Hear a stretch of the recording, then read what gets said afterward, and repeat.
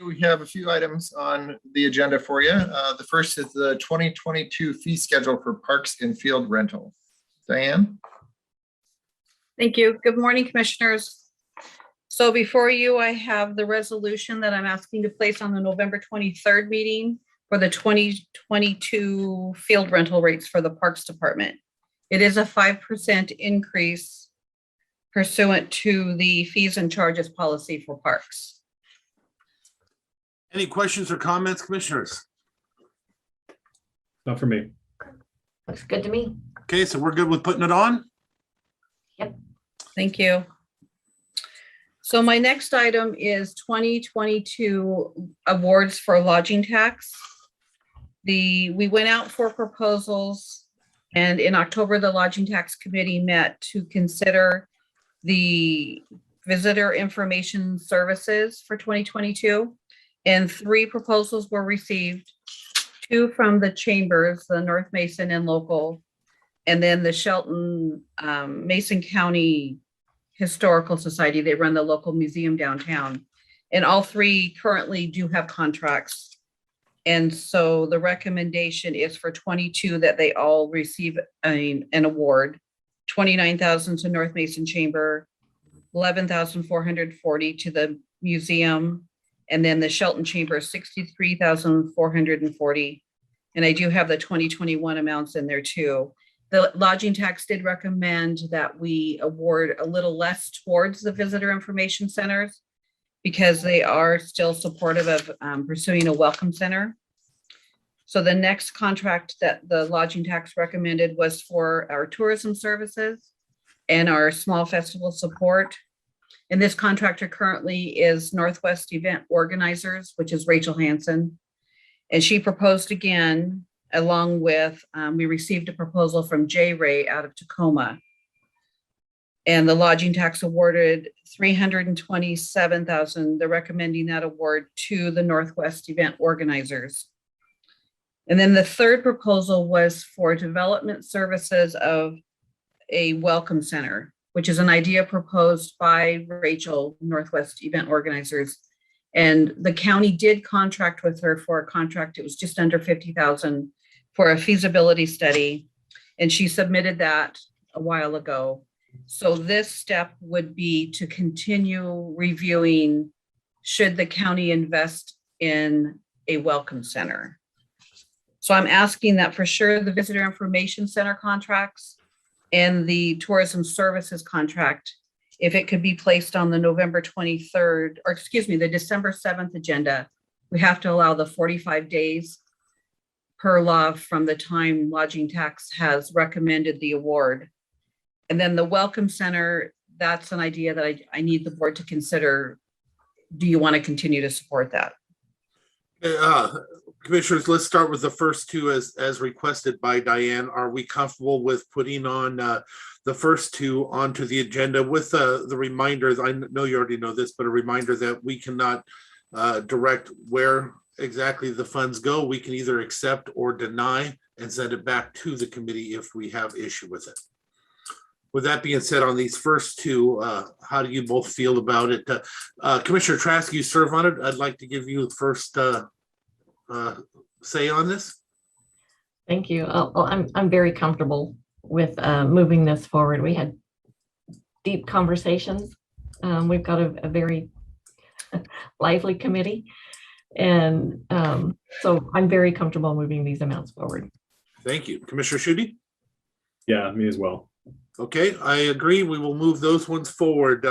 So Diane, what exactly are you hoping to achieve on this next part? Are you hoping that we just move forward today, or are you looking to do a future briefing specifically on this with a decision point? What is your desires? I don't know what my desires are. My concern with the welcome center is, and I requested information from our state auditor, MRSC, and we even had a short meeting with Tim Whitehead, because so far, we've invested, like I said, just about the 100,000 for the feasibility. This would be more, we're calling it development services, but I guess I just want to make sure the board understands if we're going to continue to invest lodging tax, we would have to at some point make a capital investment. And the proposal has been for this Welcome Center, a public-private partnership. So I just don't know if the county's in the position where they want to commit to capital. And the lodging tax, it's been increasing. It has a healthy fund balance. But with COVID, we just don't know the future of lodging tax. So it's something I just want the board, I get maybe, if you even delayed any action, just to look into this further. How far do you want to take the Welcome Center?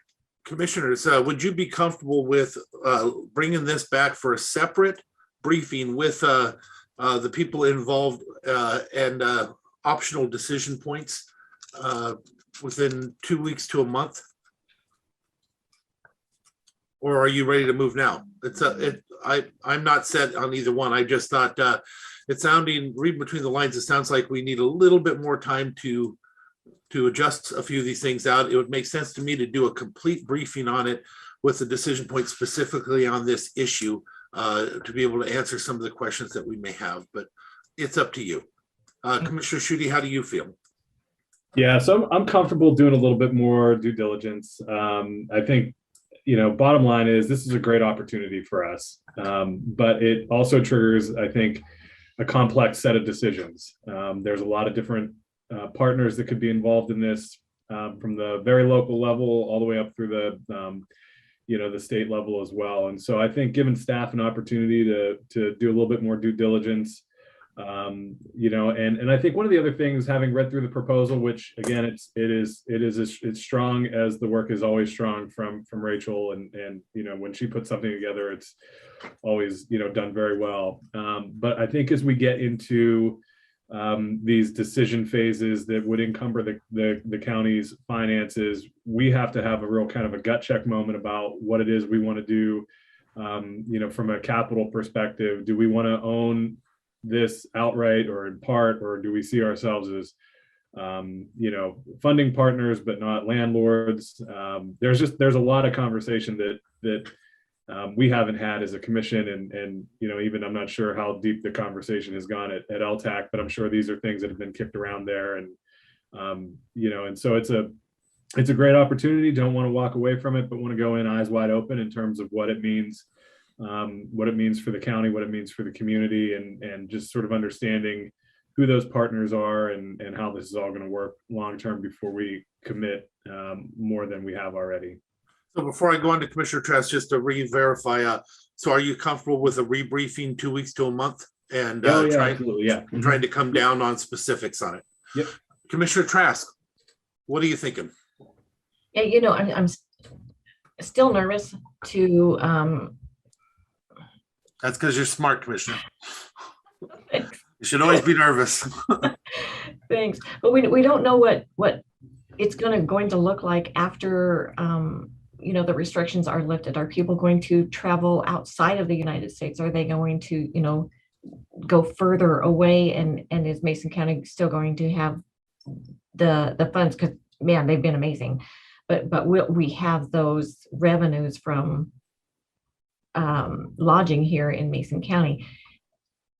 So I would feel comfortable doing a little bit more research. There's also some other places in Washington State that are doing this or looking into this, and so that's one of the things that we'd like to look at also. So I think holding off, it may even take more than 2 weeks to get the answers back from the people that we need to get responses from. So we may have to push it out another 2 weeks, but this is absolutely a solid proposal. Rachel, like Commissioner Schutte said, she does an amazing job, and she is dedicated. So once you put her to a task, man, she's a ball of fire. Watch out. So I would be comfortable waiting, and we could even push it out even more than 2 weeks. Okay. So originally, I think what I was thinking was 2 weeks to a month, and if it doesn't come together within a month, we'll still have it on a briefing, and they can tell us at that time they need more time to bring it forward. Are we comfortable with that? I Okay, am. Just one real quick question. please. For Diane. Maybe if you, when you're doing your, additional research into this, if you could just chat with Rachel about any kind of subcontractors that she might be wanting to utilize to further refine some of the demographics and potential, client acquisition kind of stuff. Is that all going to be done by her in-house, or is there any subcontractors that she might utilize? And the reason I ask that is I just think, the further this goes, we're going to want to refine and have as good an idea as possible. So just curious about that. Okay. Okay, so we have a decision point there. We'll come back to it 2 weeks to a month or longer if necessary, but somewhere within a month, we'll have it brought back to us for an update at the very minimum, if not a full briefing with a decision point. Thank you. Thank you. What do you got next? Next, we have a request for American Rescue Plan Act funds, and this is related to the Sheriff's Office in-car and body camera related items. So the first request that I'm making is for the evidence technician, the FTE that was approved on June 8th, for that to be funded through ARPA. And that I estimated a little high. I think 320,000 is very high over the next 3 years, for a couple of months of 2021, and then 22, 23, and 24. So probably 300,000 would cover that. The second request is for the installation of the cameras in the cars, and I think I estimated a little bit low on that one. The $600 per vehicle is still an estimate at this point, so I would like to increase that request to maybe 40,000 from 30,000. I think that would be sufficient through the next 3 years for those installs. And the last thing that I'm requesting is a correction to the approved amount for the vehicle and body cameras that was on the August 3rd action agenda. We approved 700,000, but the actual cost was 702,365. So I just want to make sure that we're covered on that. Commissioner Trask, do you have any questions or comments on this? We still have a lot of questions that we're sending out to Treasury and to NACO. This might be a good one to put on, to ask them to just to make sure that our our T's are crossed and our I's are dotted. Okay, yeah, I can send that question out to them, and I do want to make sure also that we're choosing the correct category. So I'll just make sure that this is all on the up and up, and do that. Commissioner Trask, upon a satisfactory response from them, if we were to receive one, are you comfortable with moving it forward? Yeah. Okay. Commissioner Schutte? Yeah, so comfortable with the installation component of it.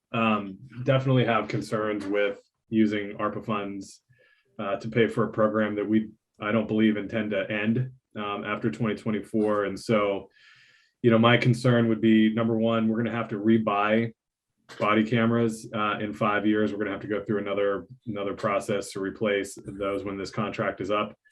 And I don't anticipate the Sheriff's Office wanting to discontinue that program. And so I think from a financial perspective, I think it's cleaner and safer for the county to pay for the positions out of current expense, like we discussed when we committed to buying the cameras out of ARPA. So I'm not really comfortable with funding ongoing positions through the federal dollars. How are we paying for we created it in June. How are we paying for it? Have we hired into that position yet, or is it still empty? We've hired into that position from in-house, and it's budgeted in the Sheriff Department. And it's so it's coming out of general fund currently. Yes. Okay, so this is the request to move it from general fund to the ARPA funds. Correct. So what would happen is we would budget a transfer from ARPA and into the general fund. for each year. But it wouldn't change anything for the future. It's not a temporary position and it doesn't. Am I understanding that correctly? Correct. Yeah. Yes. I'm considering, I understand Commissioner Schuette's comment and concern. I'm just trying to weigh it. Since if it's not temporary, then it doesn't bother me that much being able to utilize those funds to get it done for now to lighten the load. Eventually, no matter what, it comes out of the general fund in the end. I don't know. Commissioner Trask, please weigh in a little bit on Commissioner Schuette's.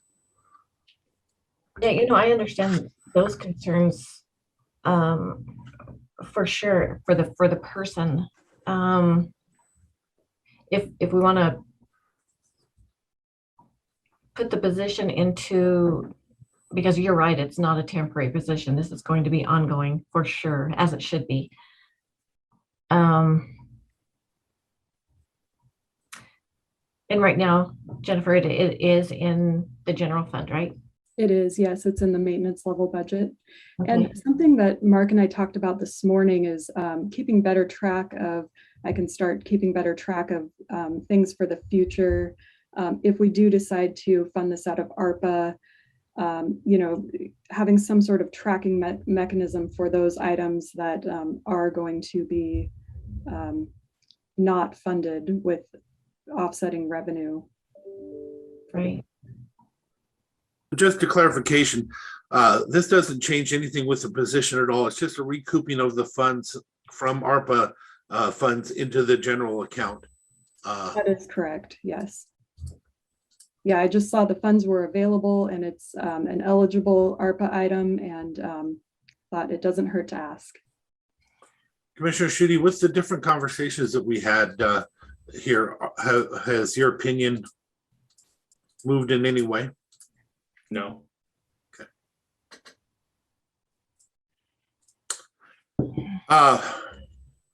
Okay. I myself, I'm gonna weigh in and go with not funding it out of ARPA at this time because we'll find something else to spend the money out of. But I want everybody to bear in mind that that means that our bottom line gets a little bit lower as we're moving forward. Actually, it's already in the budget now. It's not considered a new hire anyway, right? So this will have no effect on our current budget talks. This just would have helped us to maybe bring somebody else on in another department. I see Mark shaking his head. Am I saying that accurately then, or? Yeah, the way that I look at it, Commissioner, is downstream impacts, right? So let's just be aware of the downstream impacts of decisions that we make. So if we funded this position out of ARPA funds through 2023, then in 2024, the position would come back to current expense.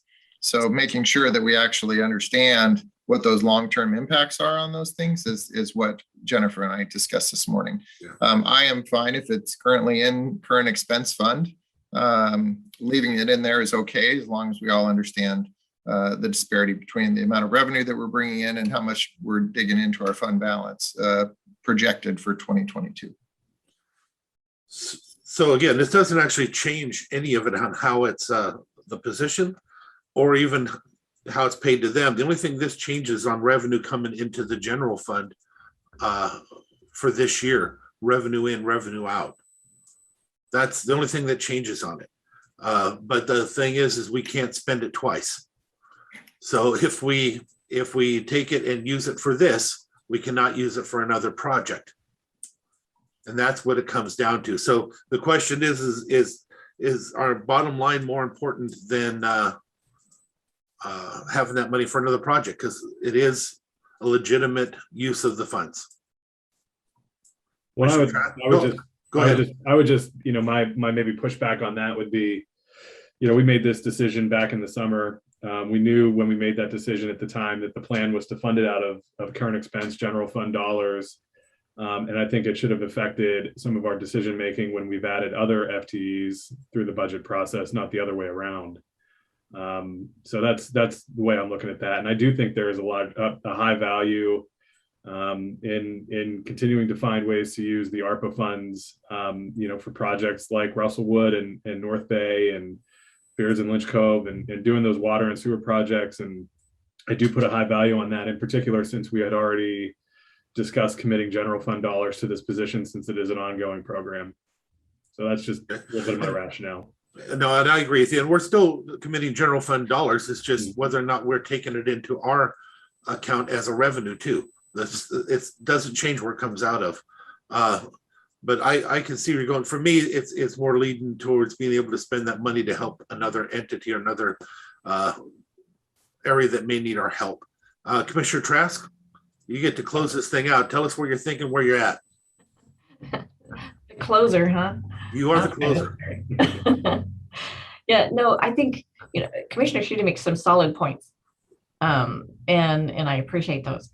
So I would be comfortable with keeping this position in and not using the ARPA funds for this, because I know I've got some concerns coming up when we have our budget meeting later, and you guys are lucky enough to, I'm putting you on the edge. I'm sure the anticipation is getting to you, but yeah, I would be comfortable with keeping this and not using ARPA funds to pay for it. So let me just re-clarify and tell me if I have it correct or not. We are in agreement. We have consensus with moving forward with the other parts of this upon satisfactory comments back from the powers that be. And we are in consensus with not utilizing the ARPA funds to pay for this position, but instead keeping the ARPA funds available for other possible opportunities. Is that accurate? Okay, Jennifer, is that clear for you, or? Can I also clarify that Please. everybody is okay, the commission is okay with increasing the $30,000 ask for installation costs to $40,000? I think everybody was okay with all that. Yes, we're in consensus with everything on there to move forward. The commission just asked that you send a request out for clarifications and make sure that they think it's a good use of how to do this as well. Okay, I will do that. And then, I mean, something to keep in mind also, this position is going to be there permanently. So if we run out of things to spend ARPA funding on, we can always come back to it. Back to it at the end. So. Nope, I like that because it is, the county could take advantage of the ARPA funds. That's what they were there for too, not just the specific products. So at this point, though, I think we're all have consensus and we're moving forward as we just drew it out. Okay, thank you. What else we got, guys? Moving on to the next agenda item, I'm bringing an amendment to a subrecipient agreement with the Community Action Council of Lewis, Mason, and Thurston counties. These are some additional CARES Act funds that we had. So it appears back in October of 2021, the board approved providing up to $6,000 per household. So we benefited 83 households originally with the first phase of money that we received. There's a second phase of money that was awarded in October of 2021 in the amount of $481,296. Of that, Mason County will receive $209,385. So if the board approves the amendment to this contract to accept these additional CARES funds, we will be able to benefit an additional 68 households. Now, the 68 households is actually in total, I think in Mason County alone, I think that this would benefit a total of 59 households for both series of funding. Commissioners, any questions or concerns on this? No, I think it's exciting. Okay, I think we're in agreement to move forward. I see American for yes on Kevin. How about you, Sharon? Oh, yeah, absolutely. Okay. All right. Yes, we will move forward with this. Thank you. And the next item I have for you is kind of some cleanup work that I'm trying to get done. So I want to brief the board on a job reclassification, or it's basically just changing. So we originally had a HR administrator position in the county, and we attempted to fill that position unsuccessfully. We looked at the position and kind of evaluated it compared to our other directors, and we really feel that the human resources position should be a director position. This is a pretty significant position that provides services to all of our offices and departments throughout the county. And so I'm bringing this to the board to ask you to modify the position to a Human Resources Director position at range 46. We've had previous conversations on our last meetings about this. I myself am comfortable with moving forward. Commissioner Trask, where are you? Yeah, I think it's a good move forward. I think it'll benefit the county. Okay. Commissioner Schutte? Absolutely agree. Yep. Okay, we move forward. Mark? Great, thank you. Commissioners, are you okay with amending tomorrow's agenda to place that resolution for the HR Yes. director? Okay, thank you. Wait, no, excuse me. That's just me talking. I believe sooner rather than later. Commissioner Schutte? Yes. Commissioner Trask? Yep. Okay. Yes, Thank we are you. ready to go. Thank you. Do Thank you. you have anything else for us, Mark? I do not, sir. Okay, commissioners, do you have anything for Mark, for the administrator or any of the others that he's working with? I do. Just one Please. one quick item. Thanks, Mr. Chair. So Mark, probably I see Loretta's on here. Maybe a conversation for you and Loretta to have. Probably everybody saw over the weekend the federal infrastructure bill was passed and sent off to the president. I think that gives us an opportunity to sit down and dig into our infrastructure projects list and pull together some priorities. I think it's good for the federal process, but also taking a look at the calendar. We're just about 2 months away from the legislative session kicking off. So I think a dual purpose, it'd be great to have a briefing devoted to building out that legislative agenda, as well as some infrastructure priorities that we can tee up if and when that money comes available to us. Agreed. Commissioner Trask? Agreed. Absolutely. Great idea. Any other questions or comments for Mark? Hearing none, we thank you very much, Mark. We're going to go ahead and move to our next briefing, which is Community Services and Dave Windom. Good morning, Dave. Hey, good morning, commissioners. How we doing? Incredible. Yep. Okay, so the sun's shining, well, off and on. So it's good news. Got just a few things this morning. We're starting off with Alex, please. Morning, commissioners. I have a contract amendment here from the Hood Canal Coordinating Council. This change goes back actually like 6 months ago. The Coordinating Council reallocated some money within their budget with DOH and pushed some of that additional funding towards our PIC work and across the counties. A little under 10,000 of this is meant for that. And then we also received a grant through their Shellfish Initiative. And this was the last winter that they found it would be easier contract-wise to just allocate into our current contract. So that's about $7,000 of this that goes towards some sampling equipment that we are looking to purchase. So all in all, it's about almost a $17,000 increase to our contract, and just looking to move forward with this. One of my favorites, honestly, talk about biggest bang for the buck. The Hood Canal Coordinating Council really does us a service by bringing this one through to us. Commissioner Schutte is currently serving on it. I was a chairman for years. I tell you, this is one of those grants I always look forward to seeing, and you guys do so much with it. Commissioners, do you have any comments or questions? Are you good with putting this on the agenda? Very good. Yep. Okay, we have three good with it. Thank you very much, Alex. What else you got? Perfect. Thank you. That was all I had. Okay, moving on to Kel Rowan, please. Good morning, Kel. Morning. Had a hard time finding my mouse.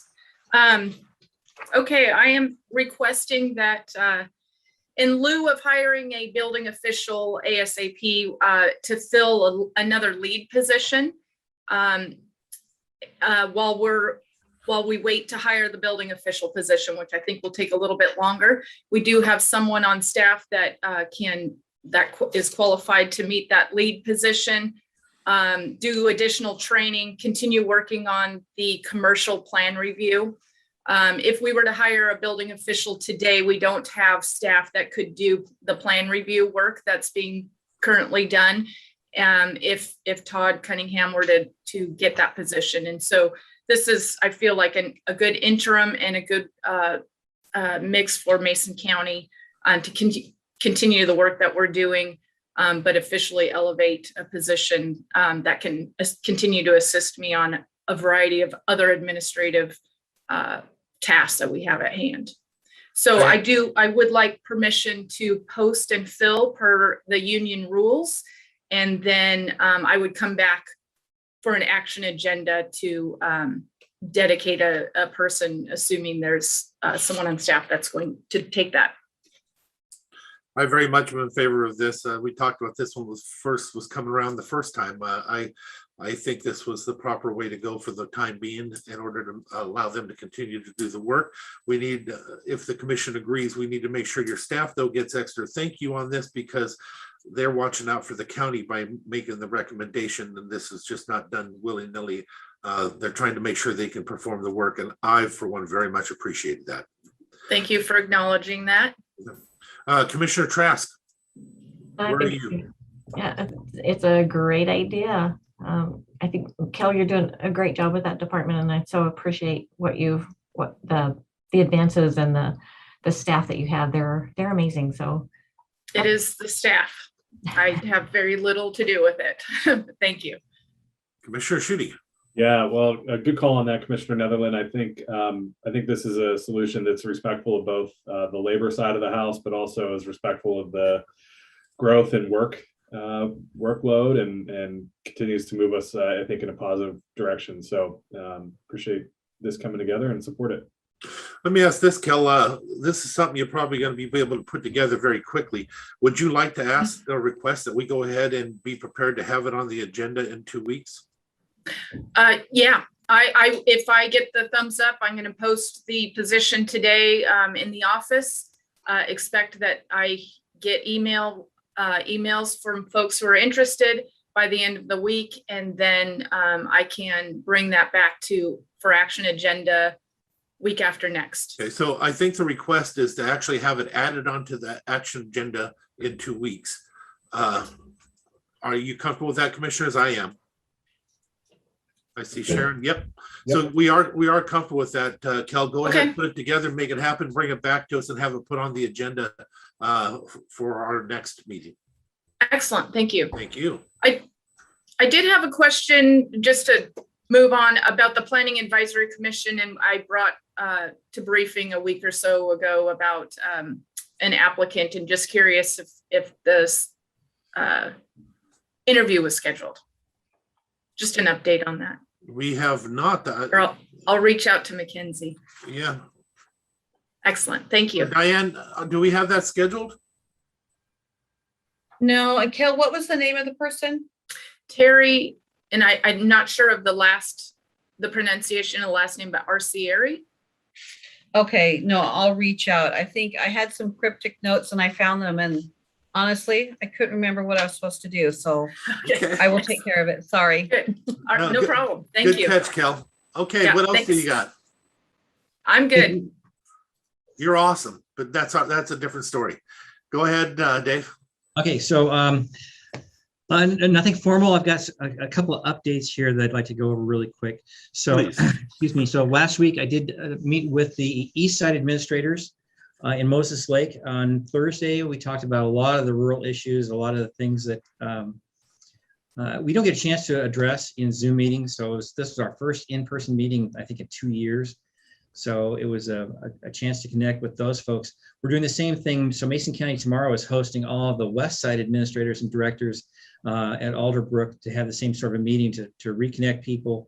And what we're finding is that while Zoom is great for producing products, one of the problems we have on a statewide basis is we're losing the relationships and the trust between groups. So we're working on that as part of that process. Friday, I met with the Washington Rural Health Network. We've got a couple of things planned for this coming year, most of which are around workforce development. So especially around EMT development and getting some funds. There's some funds available. We'd like to get those out to the rural and remote EMT facilities. So think Tahuya, think Hood Support, folks like that. that would offset a lot of the costs that EMTs go through when they're trying to get certified on their own. Oftentimes they have to travel, there's expense for travel, classes, those sorts of things. So we're trying to, there's some money out there, we're gonna be pushing that out to locals to get some of that offset. So if you think of, us and Ferry County and Minnesota, the places like that where we really depend on volunteers, and volunteers are being asked to pay for their own education as far as EMT goes. We're trying to find ways to lessen that. So that's a piece of work that's coming along that'll benefit folks here in Mason County. And then the last thing I have is the federal mandate came out last week, which I'm sure everybody is fully aware of. Over the weekend, the Fifth Appeals Court put an injunction on that, so it's kind of at a hold. But it's not going to hold up anything, I think, in Washington, because we have a state plan through WSHA that is delegated to us from OSHA. So my understanding, the way I cruised through it really quick on my cell phone, was that the governor will have 30 days to put the state plan together. So I think that's really what we're going to be looking at and focusing our efforts on, and kind of all of our planning contingencies are going to go towards what is the governor going to do, and then how do we support local businesses with whatever comes down the line from that. So that's a focus of Area Command, and it's a focus here in this office too, to figure out that. I'll be meeting with EDC and talking with some of our local employers and kind of get the temperature of what they're thinking based on what we've seen in the past coming out of the governor's office, and trying to make some sense of that going forward and try to kind of get ahead of that a little bit and kind of see how it plays out. One of the problems we have is we don't get a lot of heads up out of the governor's office. So a lot of times we get an announcement and then afterwards we get the plan. So we're trying to guesstimate to the best of our ability what that plan is going to look like and have some pieces in place. Thank you. Questions, commissioners? Just a quick comment. Today's WASAC, the virtual assembly, is going to be targeted toward this very topic. It's Right. riveting and 490 pages worth of stunning information. And I got a response back from Catherine, who is our representative from the governor's office. A delightful person. I really like her. She said that they are working on this, and so as soon as they have guidance, they'll send it out to the commissioners as soon as possible. And the governor right now is in Glasgow for the climate thing. Just the name just went out of my head. Anyway, he's there right now, and so as soon as he gets back, they will all work together on the guidance. And it was mentioned in his press conference last time that he will enhance it. So we'll see what those enhancements will be. So, and I'll be on that call at noon as well. So Okay, good.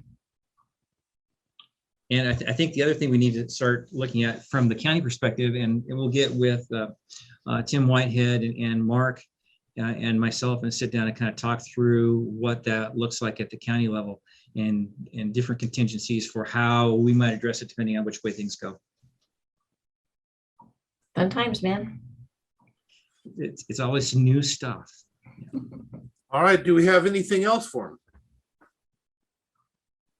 Hearing none, thank you very much, Dave. Hey, thank you. Okay, next up we have Judge Steele.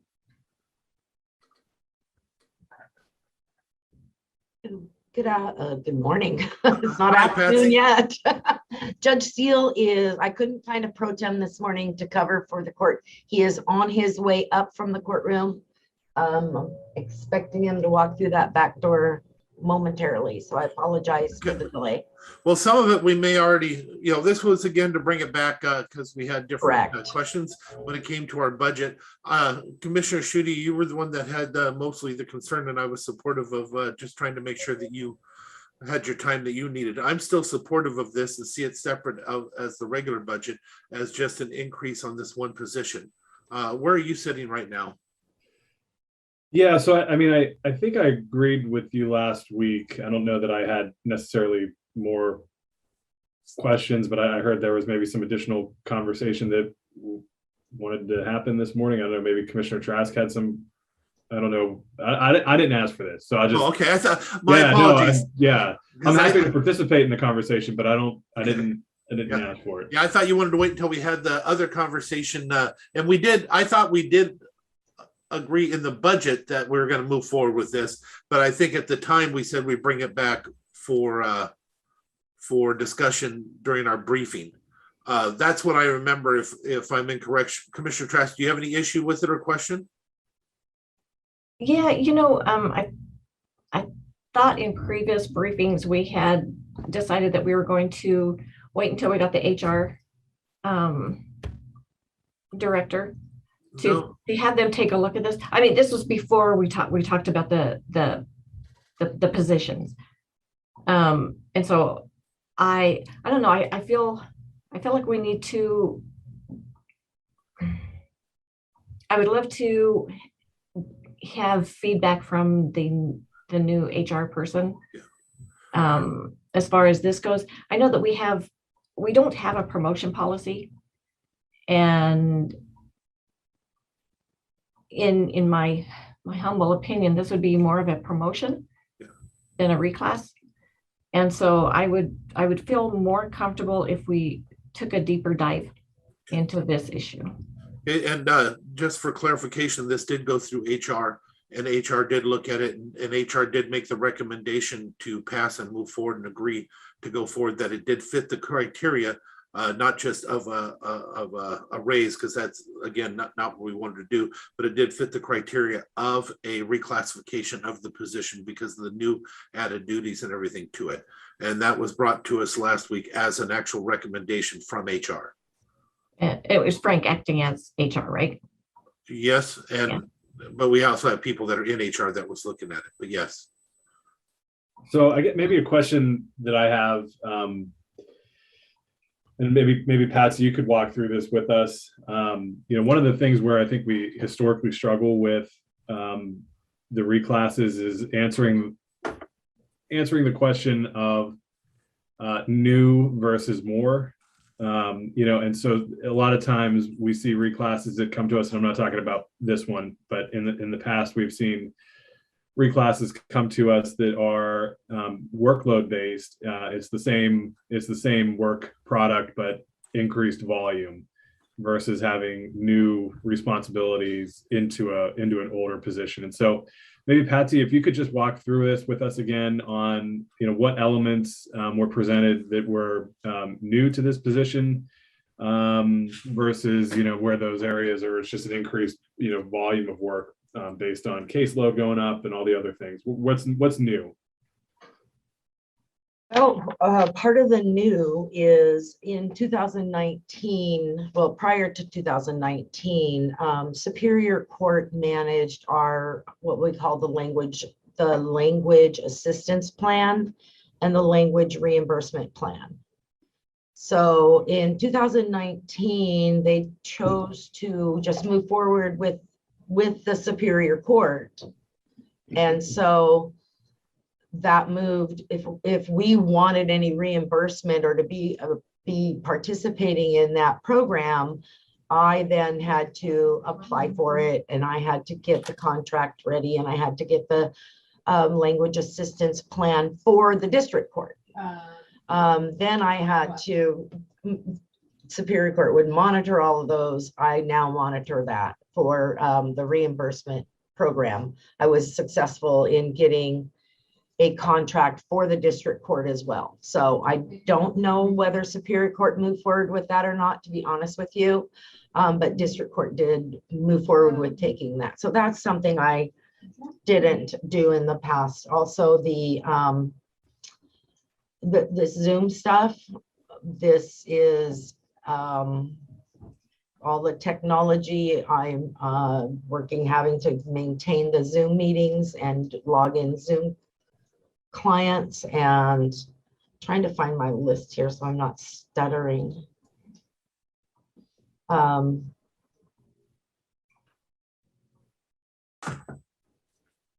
we've been forced to think more outside the box, unfortunately. You know, we didn't have to do Zoom hearings in the past. I don't see Zoom going away. I don't see Zoom court going away anytime soon. Maybe for some of those hearings, but I can see it being the new norm, So if I can step in for, oh, go ahead, Mark, if you wanted to. Oh, I just wanted to poke Patsy's memory a little bit, implementing a new case management system. I think that was something else. Yes, we're still in the process of that. That's going to be an ongoing project, probably until we're slated, I believe, for 2024 to be, or possibly 2025 to be in the new case management system. So that requires me to prepare and get all the forms and all the documents and all of those added things that need to be done to be able to merge into our new program when they get it. It's Odyssey, so we know what Odyssey is like with Superior Court. We're also going to be having a new case management system at the same time. It's incorporated in with our probation department. So they'll have their own case management system that is provided by the state. Currently, we use Caseload Pro, which is I pay monthly, a user fee for each user monthly. So eventually that will go away.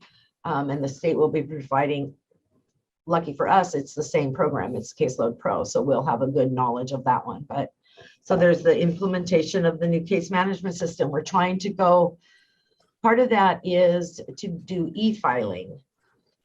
They have put the e-filing on hold for a short period of time because of some issues and concerns with the attorneys and the cost to that. That's, I can go into detail, but it really has nothing to do with the subject at hand.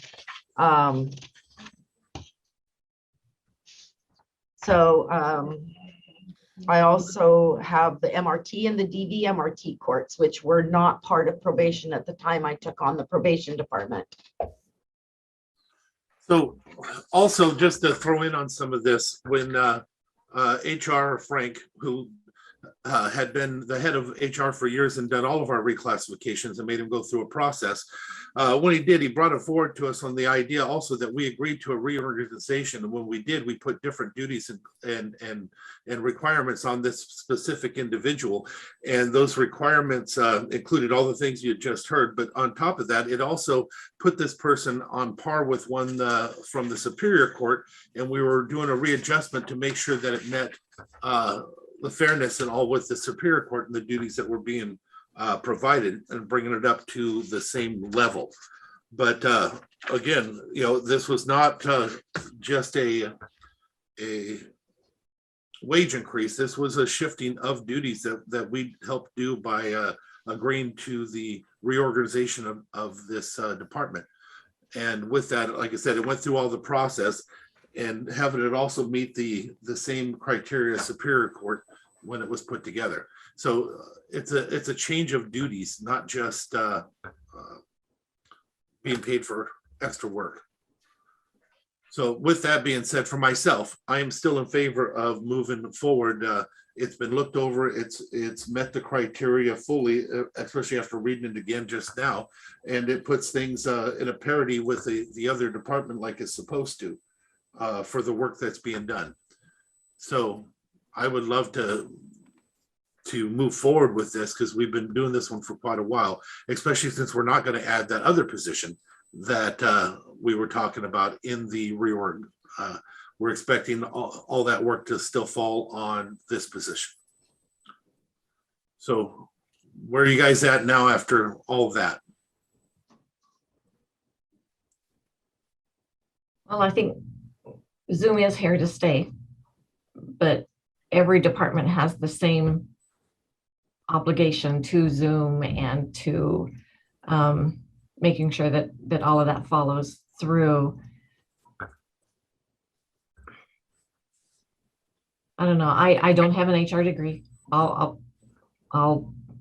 put that out there.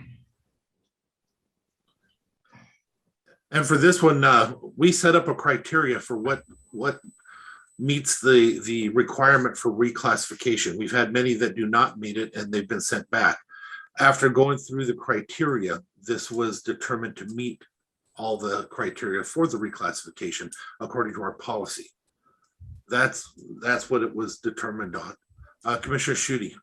Yeah, and I've long kind of disliked the policy that we have in place, and so that aside, I mean, I think we have room for improvement there, and I think that's something that we ought to task Mark and the new HR director with going forward to really evaluate the process and the policy to make sure that that we don't have situations like this one where we're kind of sort of I think stuck in the gray area and trying to figure things out that are sort of uncomfortable for everybody, and nobody likes having these conversations. So that being said, I mean, the only way I would really oppose this is if there was something in the HR review of this that said that it wasn't. So it kind of hinges on a majority of job duties that have changed, but it didn't read like HR's assessment was that it wasn't a majority of job duties that changed. And I think having I mean 51% of the job has changed, I guess, according to HR. I don't know how to refute that. If they say it did, I don't know how to refute that. So that would be my only potential issue, but I don't know what else to do other than accept HR's assessment of this position at this time and continue to work on refining the process going forward. I absolutely would like to refine the process going forward. For history, Mark, just so you know, this process was created because everybody wanted to use it as a process to give pay raises. So we actually sat down and created a structure that was required in order to get a reclassification and said no to all the pay increases. It wasn't our duty at the time. So we never here at the county went around and created two separate policies, one for reclassification and one for pay raise. So you may want to look at both as the answer to how to handle this, because quite often we look at it, we've gone through it, and it doesn't meet criteria for reclass, and they may deserve a pay raise with all the extra work that they've had to take on, but we just say no. And that's why I'm supportive of this one, is I know it's gone through the process to make sure that it meets the classification of a reclass. If not, it would have been kicked back, because we've kicked back quite a few. A lot of them never even made it to the commission before it was put back out there. So again, with that being said, please, Mark, look at that for the future, but I'm still in favor of moving this forward and getting this done, especially since we also did not create that other position. Oh, I take it back. I do not think we have an intention of creating that other position in the budget, but that's yet to be seen. The commission has not made a decision. I just don't see that as being a likely outcome. So I need to have a clarification for putting it on the agenda. Commissioner Schutte, it sounded like you were in favor of putting it on the agenda, but I need a clarification. Is that a yes or no? Okay. Yeah. Commissioner Trask, can you be okay with this if we put it on the agenda for what it is, after going through all the process that it has to meet the eligibility for reclassification, with the idea that Mark is going to go forward looking at different new options on how to streamline this, make it better, and create maybe another side option for pay raises or something? Yeah, I think with the process that we have right now, and I've like Commissioner Schutte, I've struggled with this one for, well, let's see, I got in about 2.5 years ago. Anyway, the salary scale range alignment is it needs a lot of help, Mark. It really does. And so at this point in time, if HR reviewed it and they said that we could, or that it meets the standard, and I know, Patsy, I know for a fact you are busy. But yeah, I'm okay with putting it on the agenda. Thank you. So we will go ahead and put it on the agenda for our next meeting. And just so you know, I remember when we first created this, we dropped like 8-10 different people that couldn't make the reclass, that were all bunched up at one time. So there was a lot of people unhappy about it, including me, but it was what it was. At least we had something to determine what was a real reclass and what wasn't, because there was nothing before it. All right. Just a quick clarification, Please. Mark, if you have the information, or somebody could get back to me, I guess. Does this reclass make this position the same range as the Superior Court counterpart? No. Okay. It was supposed to be. It was supposed to be a comparable with that. Right. Okay. The Gotcha. Superior Court's at a 43. Three, This right? is Okay. a 41. Okay. Gotcha. So 35 step 5 to range 41 step 5. Anything further on this? Okay, Judge, do you have anything else to come before? So this is, just so you know, Your Honor, this to recap what just happened, this is going on the agenda for reclassification. What? It was working. Okay, we're having problems with his microphone, and it's only during the commissioners' meetings because I tested it before we started. Well, Your Honor, you can put a thumbs up. Are we clear on that one? Okay. Was there more that you needed to bring before us? I just have one question. Please. Just for clarifying, action agenda. What action agenda is this going to be on? Not tomorrow's, but the next one after that, unless the commissioner says something different. Commissioners, do you see an urgency, or is it for 2 weeks? I don't see an urgency. Commissioner Schutte? I think 2 weeks is fine. Diane, 2 weeks. Okay, and it's effective November 1. Well, it'll be effective when it passes, if it passes. Okay, I'm just trying to find a pay period that's. Mm. Okay, so that'd be November 23rd. Okay. So is the board good with making it effective November 16th, and that it's the beginning of a pay period? Or do you want to go for December 1? Is that your recommendation? Mark, step in. Is that your recommendation? Yes, Commissioner, I think that makes it a lot easier for everybody, and it was discussed before. I think it could have been put on the agenda tomorrow if we would have, maybe I would have more efficiently handled that discussion. But I think that sounds like a good starting point, the 16th. Okay, so that's commissioners' heads nods. We good? 16. Okay. All right, that's what we'll do. Thank you very much. Thank you. Thank you. Thank you, Your Honor. Okay. Boy, I went through so many papers to try and find that one. Okay. Next up is Public Works. Loretta Swanson. Good morning, Loretta. Good morning. How are you this morning, commissioners? Yeah. So first up on our agenda this morning is a request to authorize Public Works to execute a supplemental for our on-call archaeological services. This contract is about to expire, and we would like to extend that. Any issue, commissioners? No issue with me. Good. Nope, we're good to go on that one. All right, good enough. As far as discussion items, just yay on the transportation bill.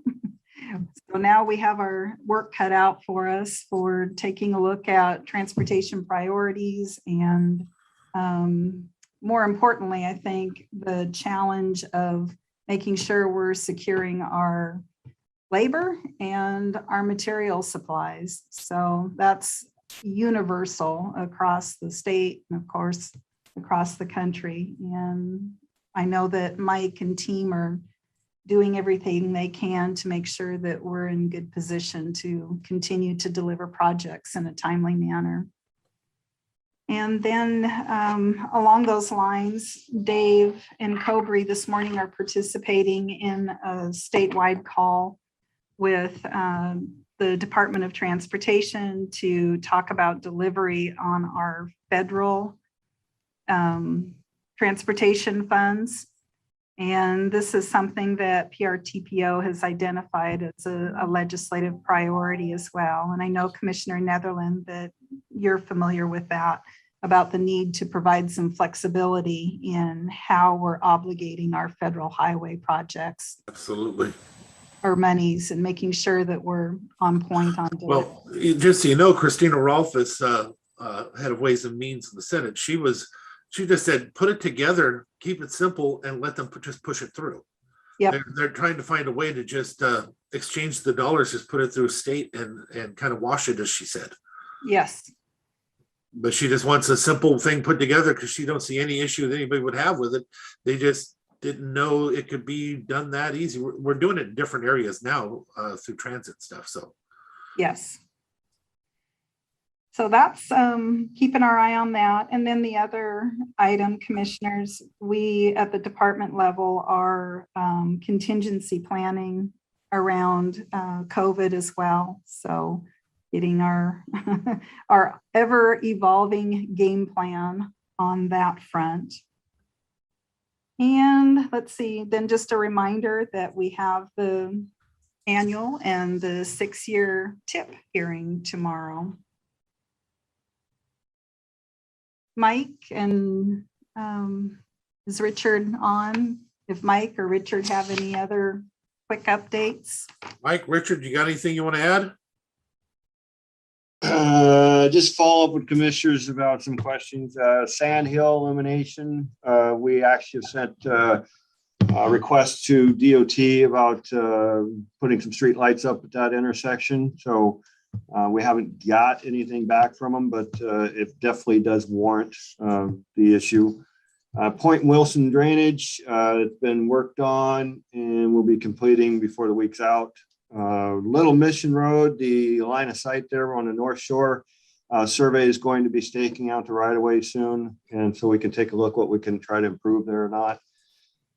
Then there was also the line of sight at South Island Drive and Harstein Island South intersection.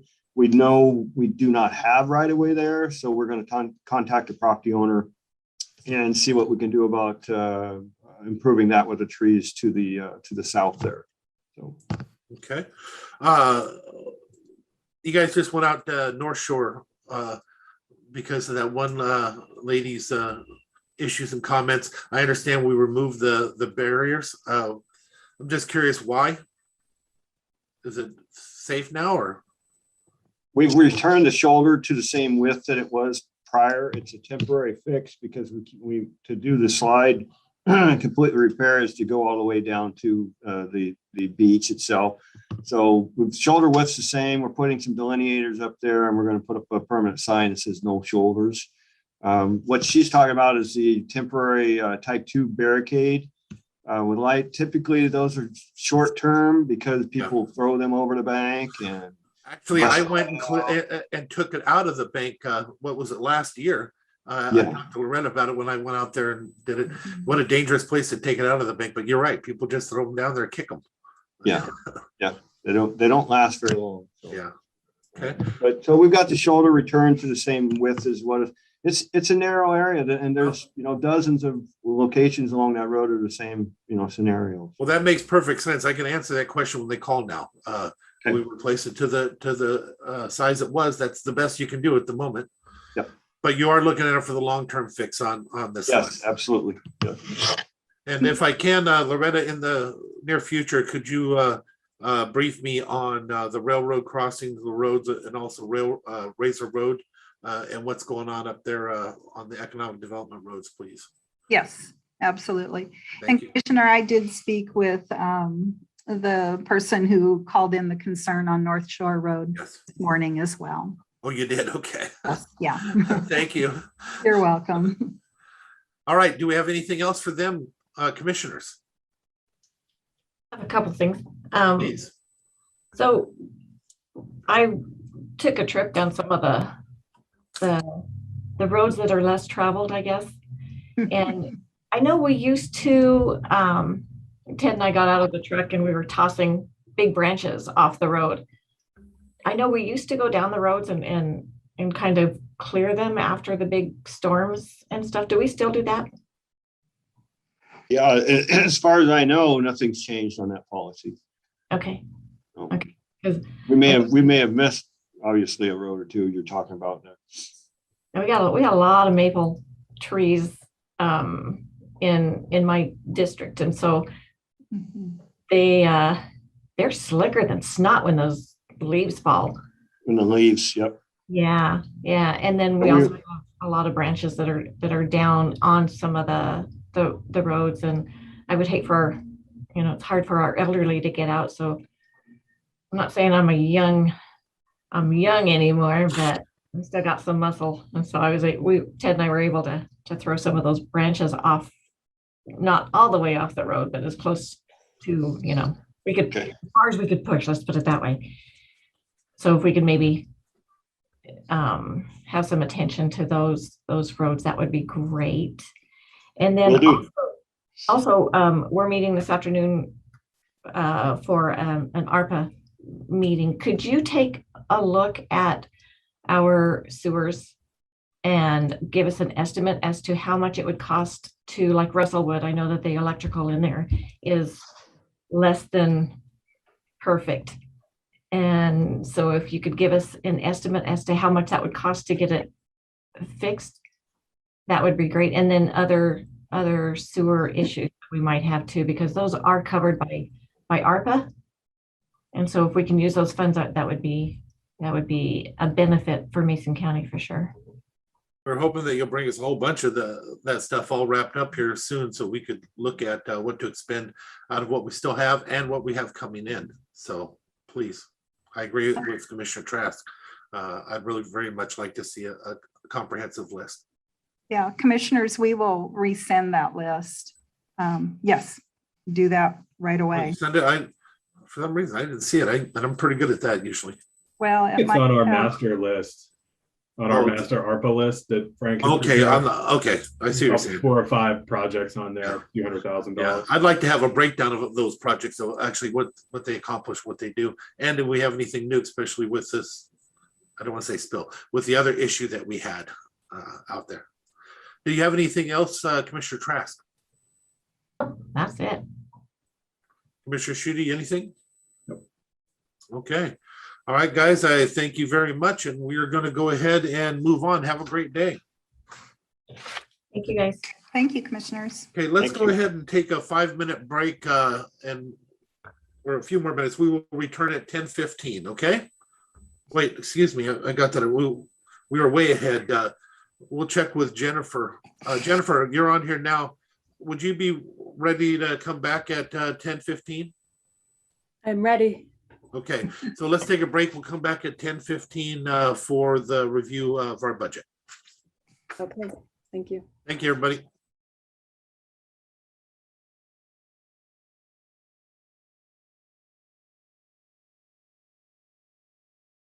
Back, everybody.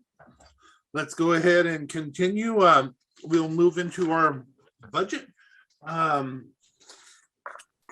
Budget review, Jennifer. Hi, Jennifer. Hi, good morning, commissioners. All right. So I will share my screen Okay. if you are okay with that.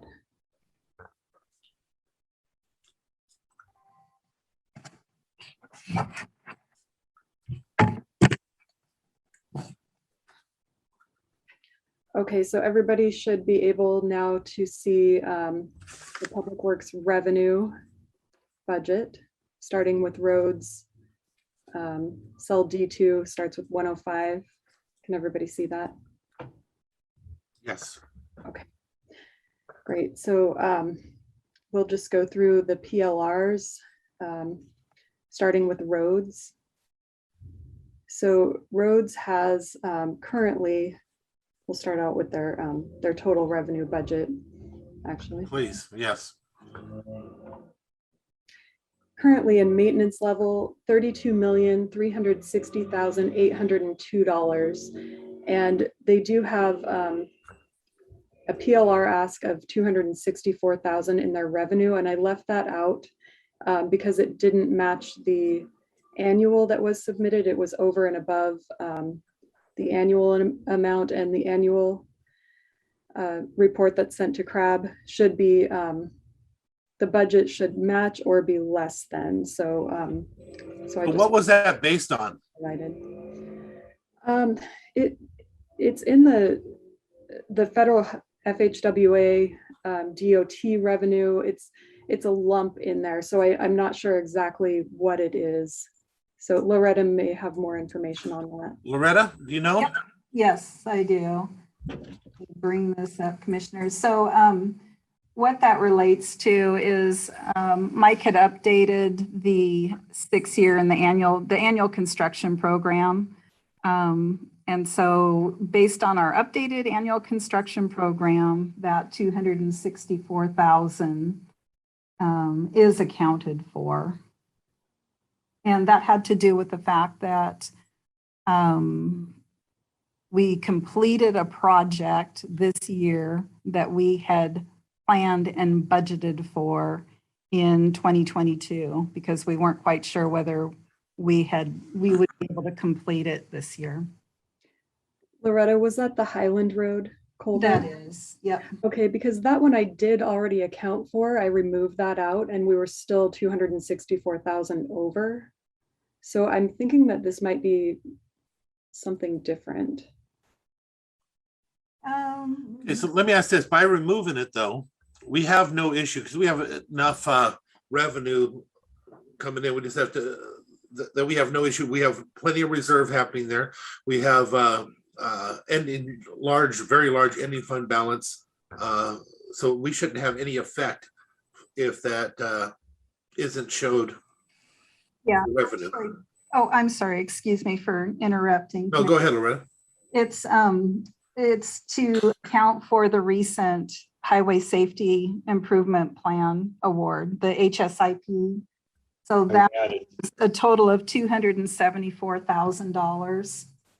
And then the other is that we had a $10,000 item identified in our annual construction program for the Skokomish Valley Road. And that was not accounted for in the budget. So between the 264 HSIP and 10,000 for a pass through from Mason Conservation District, that is the $274,000 total. What is the downside of, they're requesting that it be put in and they have justification to show that it's coming in. What is the downside for just allowing it to come in as revenue? So, I mean, there really isn't. It's just that CRAB always highly emphasizes that the budget cannot be more than the annual. Otherwise, we won't get our certificate of good practice. And so I think it's more on the expense side that it's a bigger issue, but I'm not sure about the revenue side. I just wanted to make sure we were in compliance. Are you comfortable with leaving it out, Loretta? Her argument makes perfect sense to me. Do you see an issue with not including it at this time? Not necessarily. No, I don't think there's an immediate issue. It just matches what our annual construction program is, commissioners. The budget as proposed. Yeah. Commissioner Schutte, where are you on this? I picked you because you're muted. Yeah, thank you. No, I appreciate that. Yeah, I mean, if there's consensus from staff on how to move forward with it that way, then I'm comfortable. Commissioner Trask? Yeah, I think as long as we're also keeping CRAB happy, it's important to have them on our good side as well. So. Okay, so we're all agreed. Loretta, I just want to re-verify you're comfortable with it. We go with the request of Jennifer on this. Are you comfortable with that, Loretta? Sure. It just will not match our most recent information, but it's fine. Jennifer, is there anything we can do to adjust for that? I'll get with Loretta afterwards and we'll go through it again, because I think that by removing it, we are matching. I think it's just a communication thing at this point. So, Okay, so for the moment though, we're What? moving We it, failed to communicate? and we'll figure it out for the next one. But from the commission standpoint, we're saying go ahead and remove it from revenue. Okay. What do you got next? And we're going mute because we have some guy actually doing his job out the back of our window with a blower or something. Oh, okay, great. So that is the only thing that we have in revenue for road. The next fund that we have is 106 Paths and Trails. There's nothing outstanding there. Their total budget is $297,889. Do we want to do this revenues first and then expenditures, or by fund revenues and then expenditures? Do you have a preference? I prefer revenue first, just go through it and then we keep it in mind as we're going. Okay. If you're more comfortable doing fund, I don't mind, but I just like doing my revenues and know what they are. Either way is fine with me. So if everybody else is okay with that, we'll do all the revenues first. We have next Fund 192, the Skokomish flood zone. We have a $10 million total PLR ask. We have $114,412 in maintenance level budget. The 10 million, we have 5 million for floodplains by design grant reimbursement and 5 million for short-term outside loan.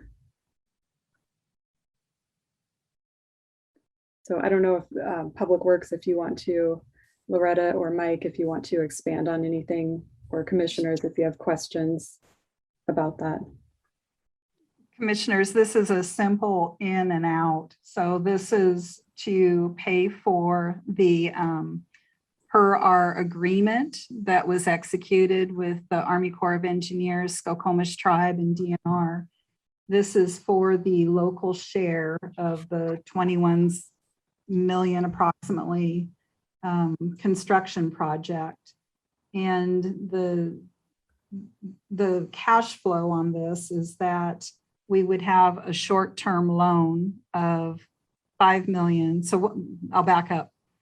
Once the contract is awarded by the Army Corps of Engineers, our local share is due to pay that contractor. So we would have a short-term loan, that's revenue in. Then we will transfer out on the expenditure side to the Army Corps of Engineers.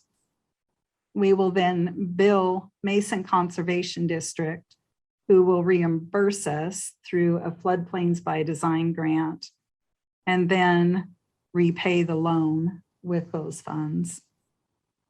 That seems realistic to me. Jennifer, are you comfortable there? Yeah, I'm comfortable with it. As am I, Commissioner Trask, comfortable? Yeah, it makes sense. So Commissioner Sheedy, comfortable? I am. Yep. Okay.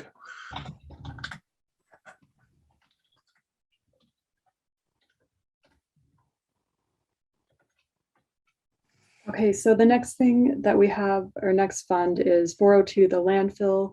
We have no PLRs in revenue. Total budget for revenue is $6,859,451.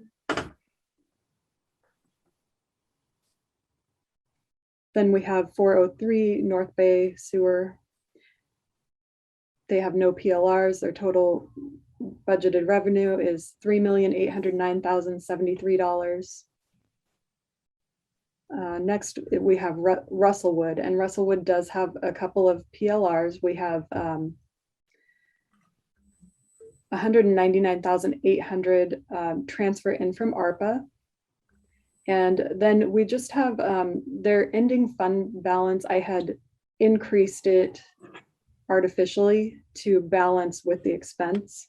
So so that's why it's showing as a PLR here. Okay, so you increased it to go with expense. Mm-hmm. So that's taken into account the 199.80. So it is still accurate. It's increased. It's not taking into account the 199. If we approve the 199,800 or 200,000, they will not need to have an artificially increased beginning fund balance. Okay, so boy, it's a lot. If we approve it, when is that coming before us? I believe that this is in the ARPA requests. It is, as far as I know. But when are we expecting it to? To come before you. Yes, We you can may do not know that. next week, probably, I would Okay. imagine. So as long as we have it, then, because I'd sure rather go into the approved budget without that makeup number. So with, oh, and I'm sorry, they also have 110,000 down here, and this is transferring from REIT. Right, yeah. So they do have the two different PLRs. And this 110,000, that was the amount from last year from REIT. And so they, it's not, we don't need both, correct, Loretta? Right, You want one or the other? Is that- correct. Yes, Okay, so, I mean, if we have the ARPA funds available, I would recommend using those in lieu of the REIT 2 transfer Mhm. for 2022. Yeah, again, I'd sure like to have that cleaned up before we finalize. So, we can't say that that's happening until there's an actual vote. But I'm sure like to see that cleaned up for the end. Go ahead. What else? I don't think we have to adjust to anything on this. Jennifer, just keep moving forward, right? Yeah, I mean, There's no decision point you need from the commission on this until something happens there. yeah, we just need the ARPA funds approved, and then we can move that into maintenance, and then I can adjust their beginning fund balance accordingly. Commissioners have any issue or problem with just moving forward from this point until it's something is voted on and adjusted? Yeah, I'm fine. Yeah, that's good. Okay, let's continue. Okay. So in Fund 412, the Beards Cove sewer, or Beards Cove water, it's not sewer. We have a total budget of $820,499, and they do have an ARPA request of $110,888. And again, same thing. We just need to get that on the agenda. Any questions, comments on Beards Cove water revenue? None here. Okay, next we have Belfair Sewer, and again, this is not an ARPA request. They have 551,300 in new ERU connections, and so I just wanted to make sure that was They have it or expecting it? expecting it, Expecting. Okay. but that's their PLR request, and I wanted to make sure that was Is that at 70% for multifamily, or is that at just 50 new ERU units? 50 new ERUs, Commissioner. Okay. Because if it's the apartment, which it looks like it's being built, those are going to be at 70%, if I'm not mistaken. Correct. But there should be more than 50. So Yeah. is that the initial number they're giving you, though, is 50, or is that something you just pulled out trying to be conservative? That's what we're pulling out, being conservative, and Okay. made the original. Yep, No, that works for me. So we'll come out better than that. I'm good. we should. Any questions on that one, commissioners? Hearing none, go ahead. a move to maintenance level then. Yeah. Thank you. Okay, so that's the only thing for Belfair revenue. So their total is 10,940,174, and we'll move that 551,300 over into maintenance. So next we have Fund 428. They have no PLR, and this is the landfill reserve. They have no PLR requests. Their total budgeted revenue, 444,700. Next one is Beards Cove Reserve. Total budget is $219,243. No PLR requests there. And next we have Storm Drain System Development Fund 480, $179,242 is their total budget, and no PLRs there. And last for revenue, we have Fund 501, Equipment Rental and Revolving, and their total budget is, I need to adjust their fund balance there, but their total budget is $5,703,907. Any questions on that? Or any of that for revenue at this point? Nope, I'm good. Okay. Commissioner Trask, you good? Good. Commissioner Shooty? Good. Okay. Okay, let's move on to expenditures.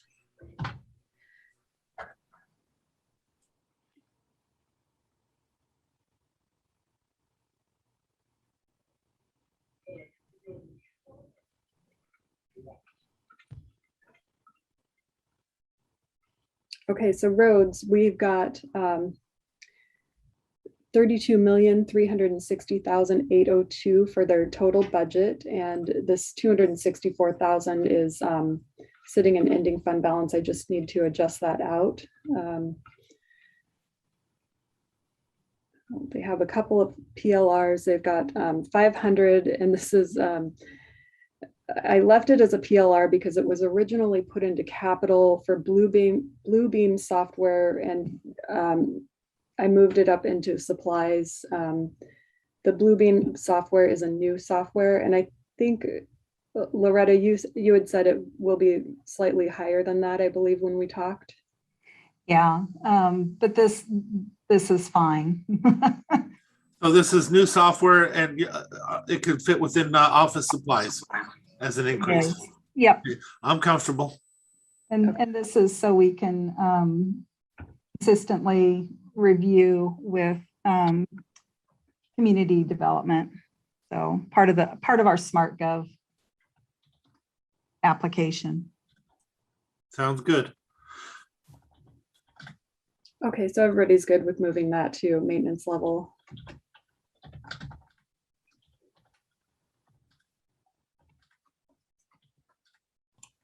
Yep. Okay, thank you.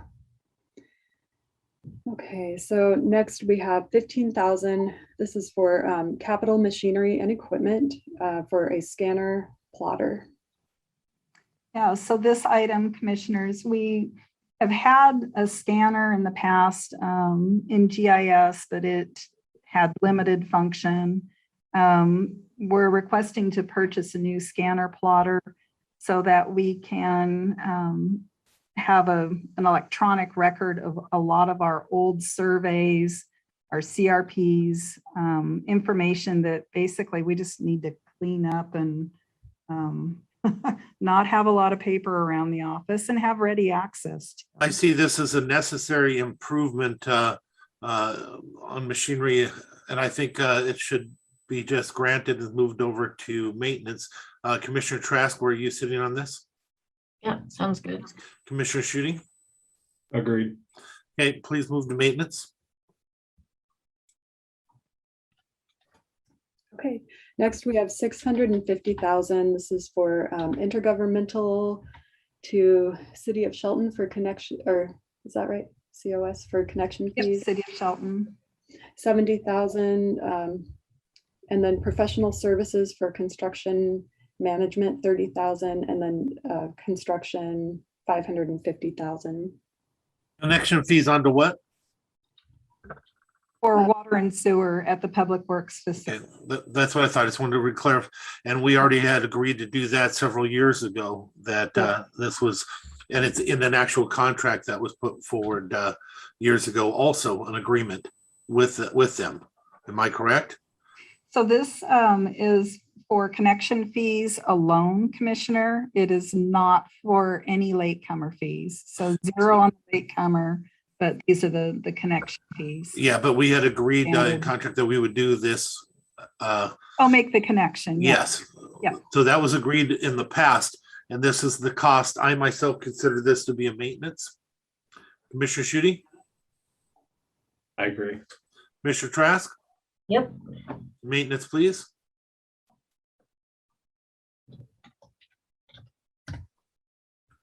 Okay, I believe that's all we had for road. Oh, no. Yes, Oh, no. it is. No. Down into the next fund. I do want to go over with you before we move on. So the ER&R rates, I did move those into maintenance, and the total rate for ER&R is for road is $2,035,567. So that's included up here in maintenance base sub. I think we're all comfortable with that anyway. Okay. We are aware what you had to do to put all that together, and I'm just thankful. Commissioner Schutte, would you agree that we're just comfortable with the work she did? Yeah. Commissioner Trask? Yep. Okay, so yep, go ahead, Jennifer, and again, Great, thank you. I thank just you wanted to for make sure stepping up on was that. highlighted. Okay, so Oh, sorry, Jen, to jump in. And commissioners, that reflects the, I know last time we met, we had an equipment list of just under 200 million, but the rates include, the assumption is that our purchases are right around 980 some thousand, right, Jen? yeah. Yeah.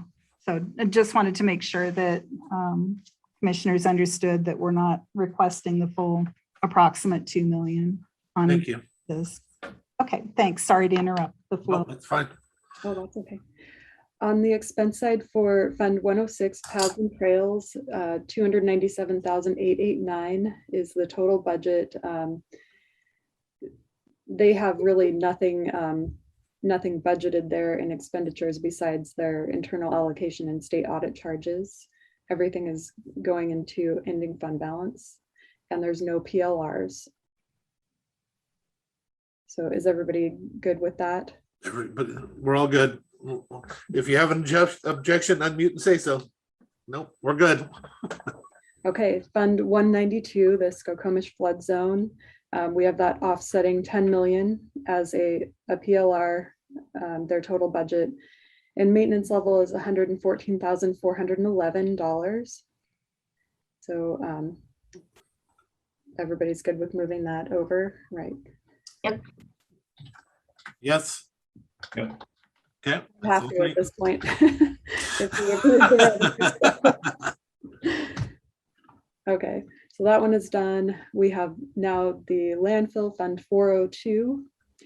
And currently their total budget is $6,859,451. They do have a couple of PLRs, so I'll go back up to the top.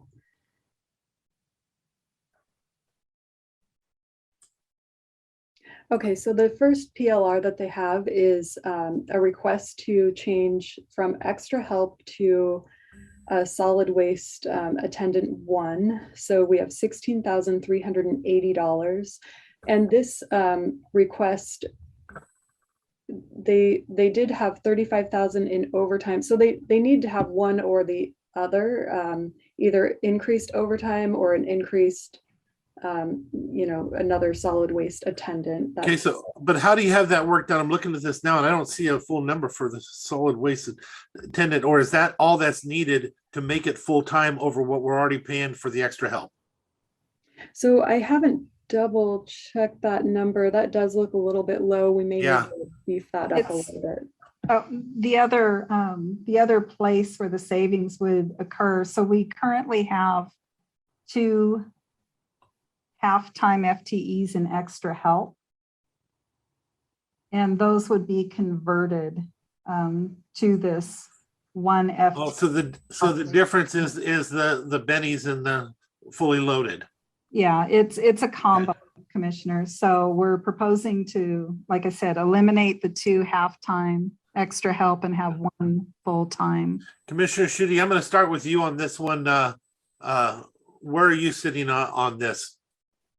Yeah, I think it probably makes sense to go that direction. I think it's a well-founded request. Yeah, with everything going on, I wouldn't disagree. Commissioner Trask, where are you at on this? Yes, so is that number fully loaded then? Or would that number be different after? It's that number plus the 16,000 would make it fully loaded. I think that this number actually is low and it's going to be higher than this 49,137. That's the total request. I'll double check that. And if the commission is okay with that, I'll just add that amount in for whatever the benefit difference Well, is. it depends on how much you're thinking it's going to be different. I'm looking at it right now if, because even if 16, so what are you thinking it's going to be? If that's a request, I don't see the base. So what do we have? The base is 28 that we normally did.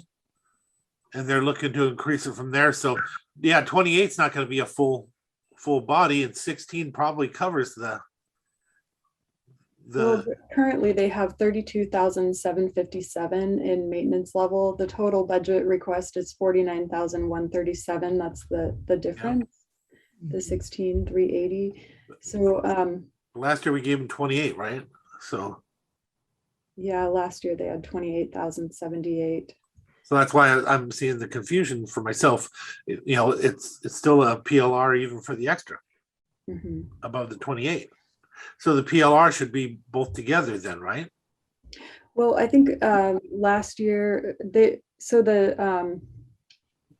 have a set amount of hours and then they're hourly increased, which I believe is the difference between the 32,757 and the 28,078.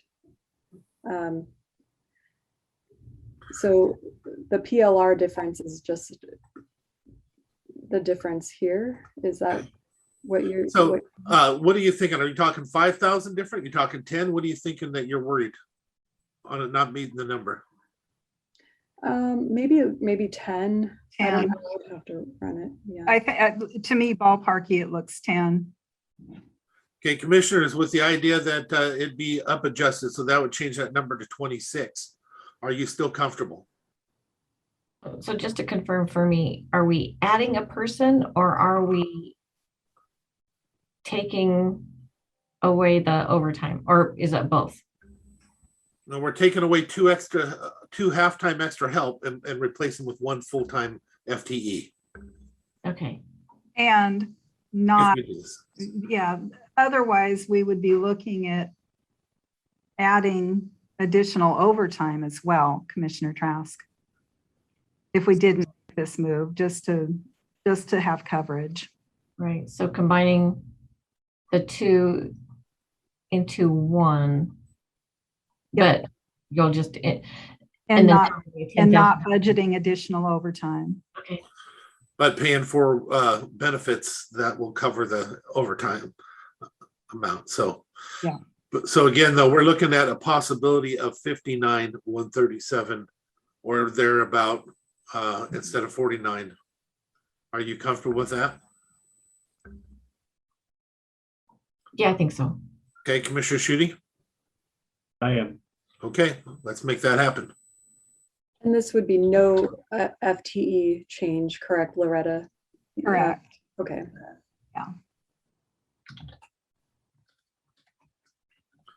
So we won't have to do the overtime though either.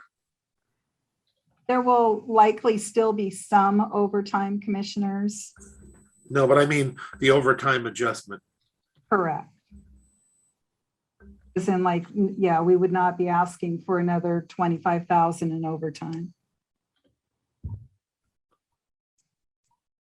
Yeah, so currently their overtime is budgeted at 12,000. Yeah. So there'll be no increase there, so you can remove the red. Correct.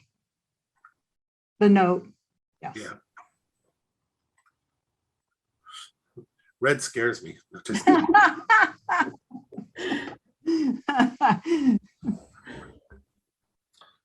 Okay, so the next one that they have is 3501, catch up on deferred minor capital improvements. I think that's maintenance, Commissioner Trask. Yeah, sounds like maintenance. Commissioner Shooty? Yeah, I agree.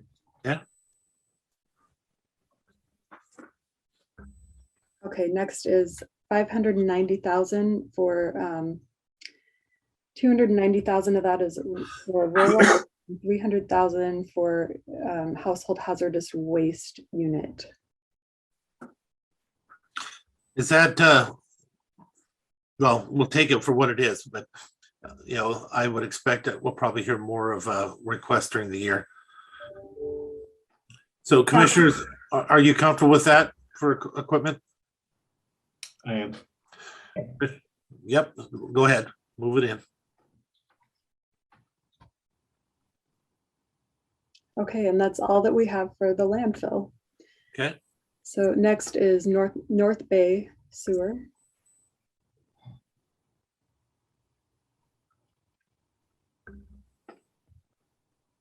And we have 25,000 to re-roof a building.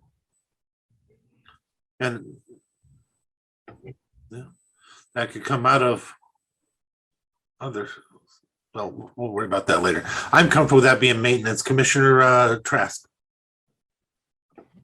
Sounds necessary to me. Shooty? Same.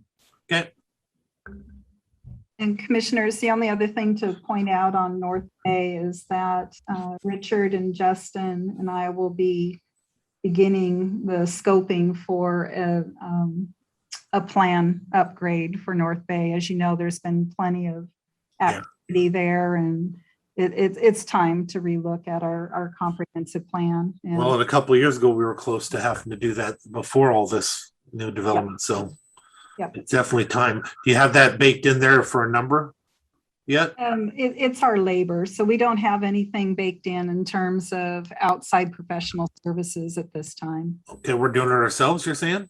Nope. What we're doing is scoping and being prepared to get out and go for professional services next year. Okay, yeah, the way things are going, let's say get in next front of year. that one. Yep, agreed. It's been on Richard's mind heavily. Okay, so next we have Russellwood Sewer and Water. And let's see where we're at.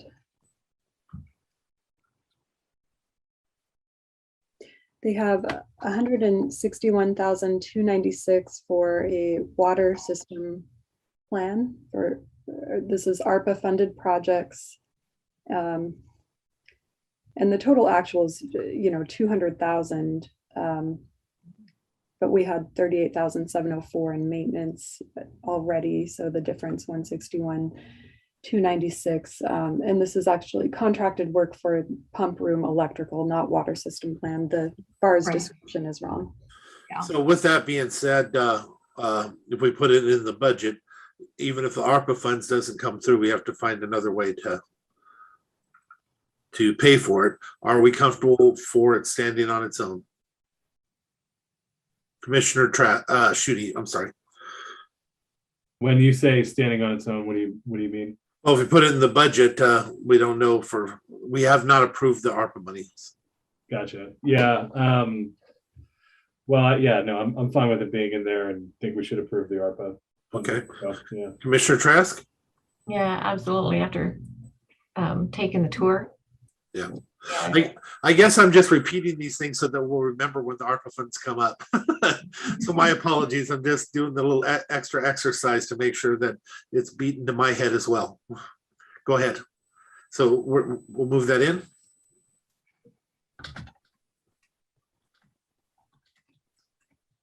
And just to be really clear, if the ARPA funding doesn't come through, then we would need to use REIT to, because there is no funds available in Russellwood for this project without a funding source. Absolutely sure of that. Great, thank you. Yeah, we appreciate it, commissioners. This is absolutely necessary work.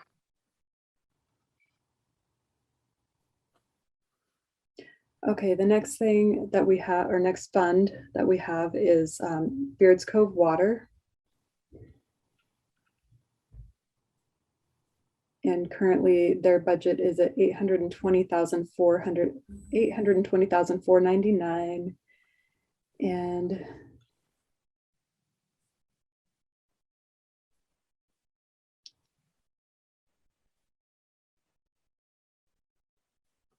I did something funky with their maintenance level. They have 110,893 that I increased their fund balanced budget to revenues. So let me see.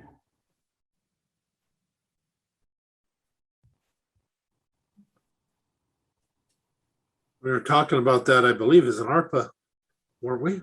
Yeah, I think, let me see if they, let me go back to their revenue. Yeah, I think. Okay, so they have ARPA request 110. Yeah. 88. Yeah. So it's the same as the other, is we have to, if we, we have to keep this in mind when ARPA comes up, that this is, if we agree to move this over, that we're already basically allocating now. So with that being said, Commissioner Schutte, you want to lead off on that one? You okay with moving it forward? I am, and I would just, maybe note, for Mark and Loretta to brief next Monday on the ARPA, and so let's just make that decision, next week. Continue on this, continue with applying it in the budget through this workshop, but let's solidify that next week at a briefing. Okay, so just so I understand clearly, we're talking about still making it maintenance now, but keeping it separate and re-briefing on it on our ARPA briefing and making sure that we are moving forward and keeping that in our minds. Is that what I understood? Yeah, exactly. Bring forward everything that we discussed today, and just have an ARPA briefing on Monday. Okay, Commissioner Trask, are you in the same like mind? Yep. Okay, let's do that. Let's make it maintenance and then highlight it so we can have another discussion during our ARPA funding. Okay, and I will, it's not showing as an actual line item in their budget, so I'll add that in. It's just showing as out of balance, so. Yeah. That's why I kept getting screwed up on the beginning. So let's do that. Let's add it. Yeah, this is the one fund where it's revenue and expenditure line item isn't matching. Yeah. ARPA.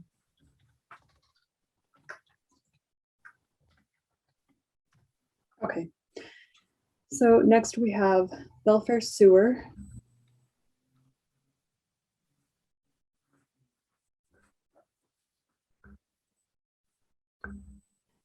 And their total maintenance budget currently $10,940,174.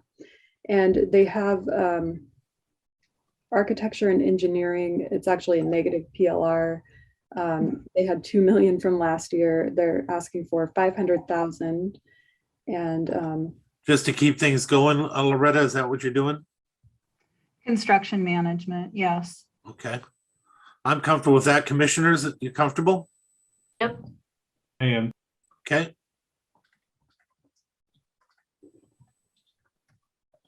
okay, and then they have a $4,231,961 ask, actually, 5 million, just the difference between last year and this year's budget. So 5 million for construct the sewer extension. Well, we know how I feel about that, but at the same time, we're talking budget right now, not the issue. Commissioner Schutte. I'm supportive. Commissioner Trask. So, same. I will support their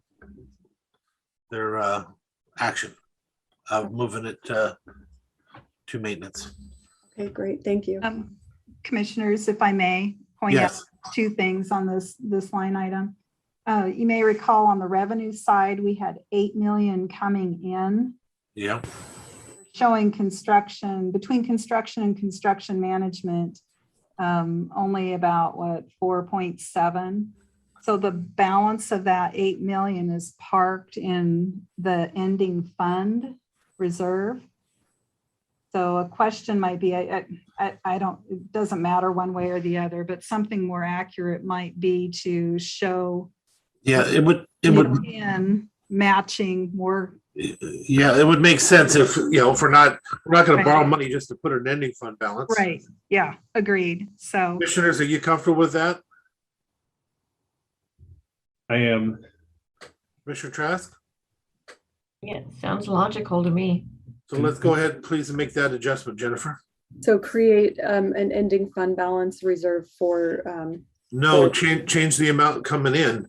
yeah, change the revenue, Jan. Okay. I'll To get show. you with the number. It's going to be the 4.2 plus the 500. Okay.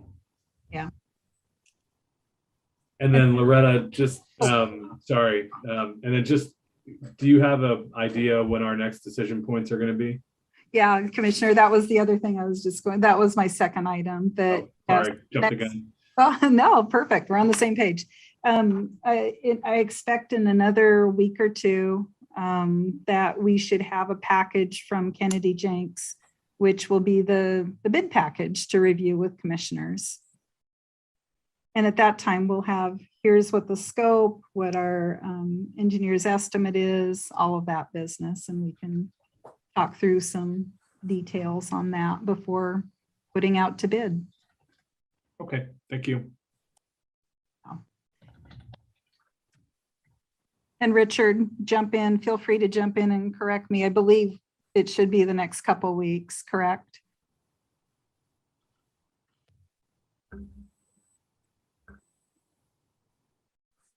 Richard. He might have got sidetracked. Okay, so that's all. I don't see him. Oh, could be. He must have been sidetracked. I do know that we're still waiting final review from ecology, but expecting that at any time. Any further questions on that, commissioners? None for me. Not for me right now. Okay, thank you. What else you got? Okay, so we have Fund 428 Landfill Reserve, 444,700 on the expense side. They have 300,000 in contracted professional services, same as last year, no PLRs. Then we have Fund 429 Beards Cove Reserve, $219,243. And nothing budgeted in expenditures besides internal allocation. They have everything budgeted in ending fund balance besides the internal allocation. We have Fund 480 Storm Drain System Development, $179,242. And in that fund, nothing budgeted beside SAO charges and internal allocation. Everything is budgeted in ending fund balance besides those two items, no PLRs.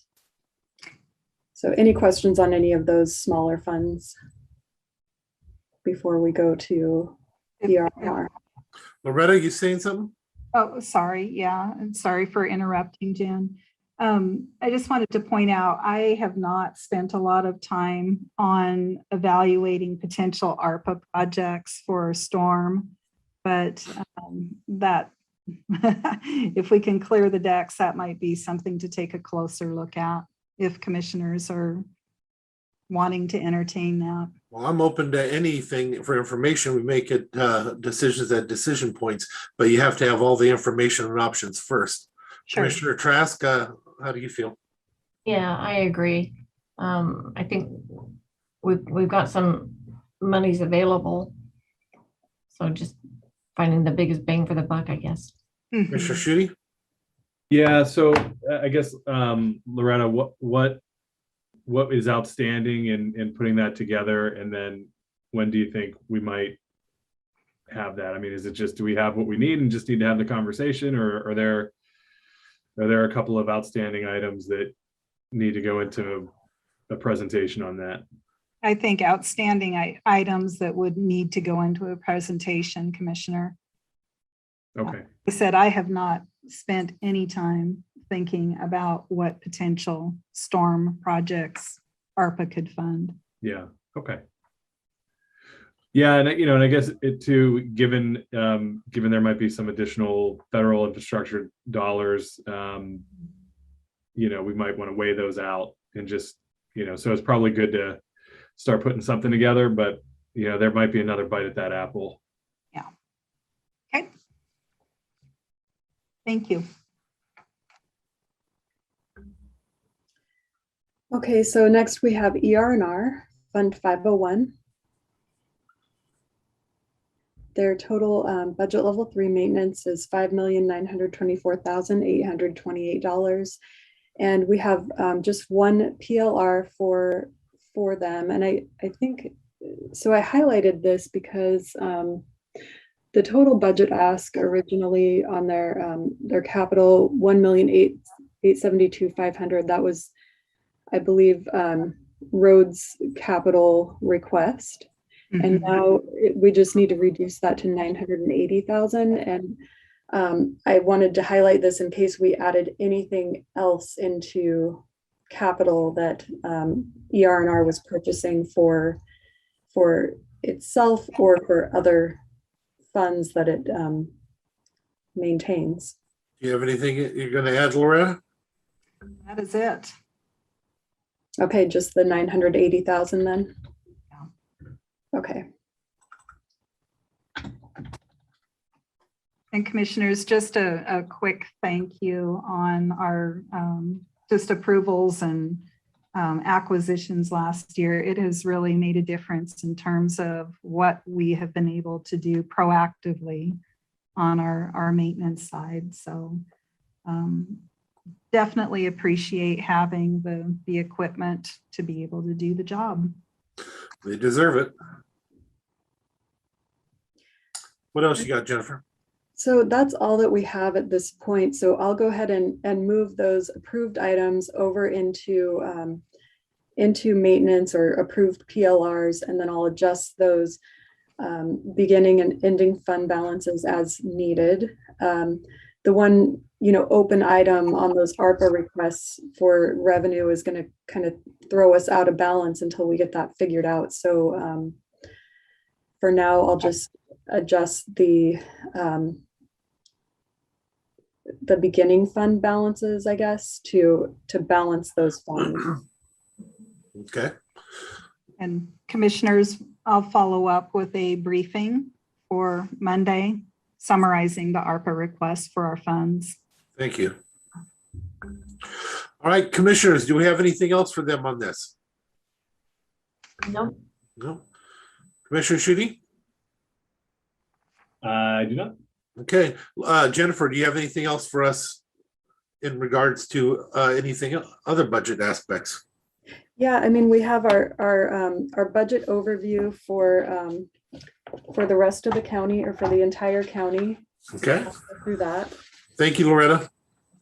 Thank you, commissioners, and thank you, Jennifer, for all of Thank your you. support on this budget. Yeah. Jennifer, you've been It is. spectacular through this process, and Thank you. thank you to Public Works for finding a way to get things together through this whole process. But a very special thank you to Jennifer and the weight that you carried. Your backpack is pretty big right now. You're carrying quite a weight underneath that Superwoman cape. So you're doing good. Thank you. I appreciate that. Thank you, Loretta. Thank you. So what do you got? I'll open up what I have so I can share it. Sorry, I should have gotten that ready before. Oh, good. I have it. It's in paper.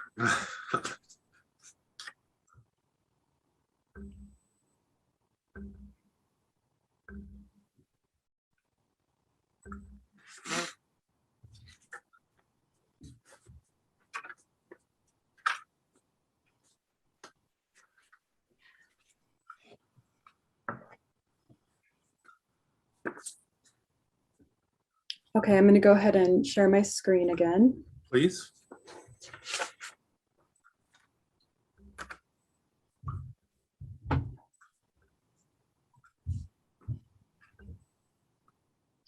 Okay, this is where we're at, commissioners, from or since last week's budget briefing. So for the general fund, we have a beginning fund balance of $21,500,000, total revenues of $40,403,106. We have total salaries and benefits of $29,799,190. Total operating of $13,259,917, and an ending fund balance of $18,843,999. So with this budget, and this includes everything that was approved last week, except for the reclass on the district court admin. I didn't add that in there, so I'll do that when I have that number or that figure. But with this budget, we are at $2,656,001 in expenses over revenue.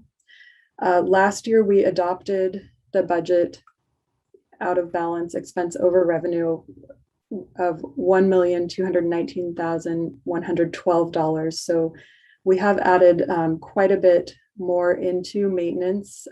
So just something to caution you about. Any questions or comments at this time on that? See Mark's hands up. Maybe Mark has something additional. Jennifer, I was just asking about the position for the managing the information on the cameras, the police cameras. Is that just going to be a reduction in revenue in terms of transfers in? If that was approved by ARPA, then we would do a transfer out of Fund 155 and into the general fund, into the sheriff's office. But currently that position is budgeted in the salaries and benefits under the sheriff department. And we do not have a corresponding budgeted transfer in from ARPA? No, not for that. I did not include that. It's not even included as a PLR at this point. Thank you. You're welcome.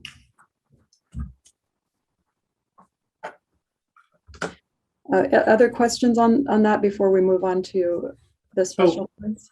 Jennifer, one of the things we did the last time is we separated out, and I think you're going to cover some of the stuff, but separated out our one-time expenditures versus bow wave. And we do have excessive revenue that we need to bring down a little bit. We're going to break the bank with having too much revenue this next year, the way we've been budgeting. So I just wanted to throw that out for the commission to consider, but we are going to need a roll up of one-time expenditures versus bow wave. I'll work on getting that this week for you for next week. So I did not have a chance to work on that very much. So I apologize for that, commissioners. We do have a couple of open things to go over. Like we haven't talked about the levy shift or diversion. This year, for 2021, we did the levy shift of $1,080,000 and a diversion of $1,080,000 for a total of $2.16 million to help fund the traffic policing. So is that something, commissioners, that you would like to continue with for 2022? I'm going to go with Commissioner Trask on that one first, if you don't mind, because that affects her community. Yeah, no, and I think we had quite the discussion last year as to how to do that, but I still feel like it's the right thing to do this year. Okay, well, you're the one I worry about on that because it's your district and your neighborhood there. We all are responsible for all of the county, according to the Attorney General. I just want to be very, very careful to give you any leeway you need for conversations if you're uncomfortable. So it sounds like you're okay with continuing forward as we did in the past. Okay, Commissioner Schutte? I am as well.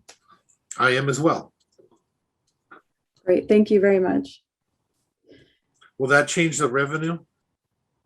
No, it won't. I mean, it's something that it will come out in, no, it will not change the revenue. That is how it is budgeted. So So you already included that in the budget. yes, because that's how it was done in 2021. I understand. I'm glad I'm sure glad that Commissioner Trask that you were comfortable. That would have been $1,080,000.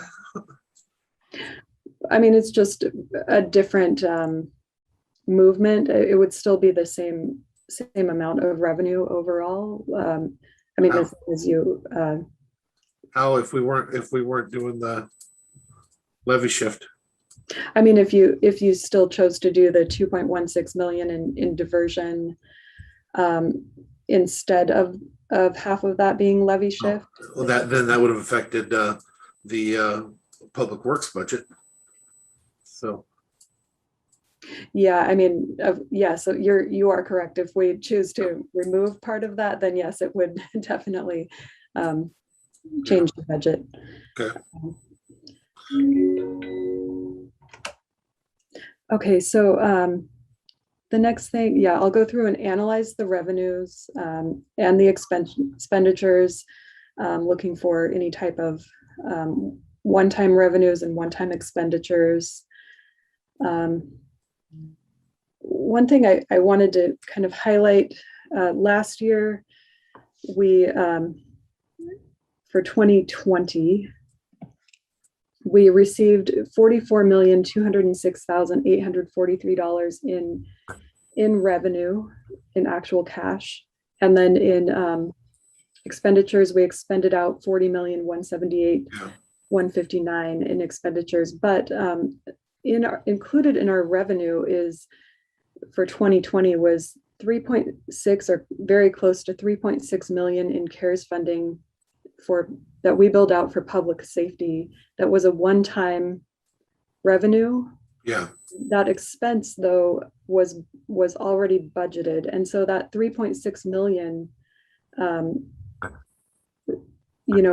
that's a lot of our total that we were over in our revenues is 4,028,684, and that 3.6 million constituted the majority of that 4 million.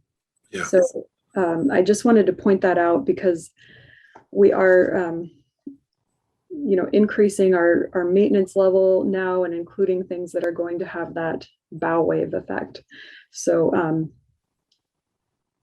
just wanted to point that out to you, commissioners. No, we look forward to seeing the sheet separating the two. Okay, great. So let's move on to special funds if there's no other. Commissioner Schutte, do you have any other questions or comments up to this point? Not at the moment.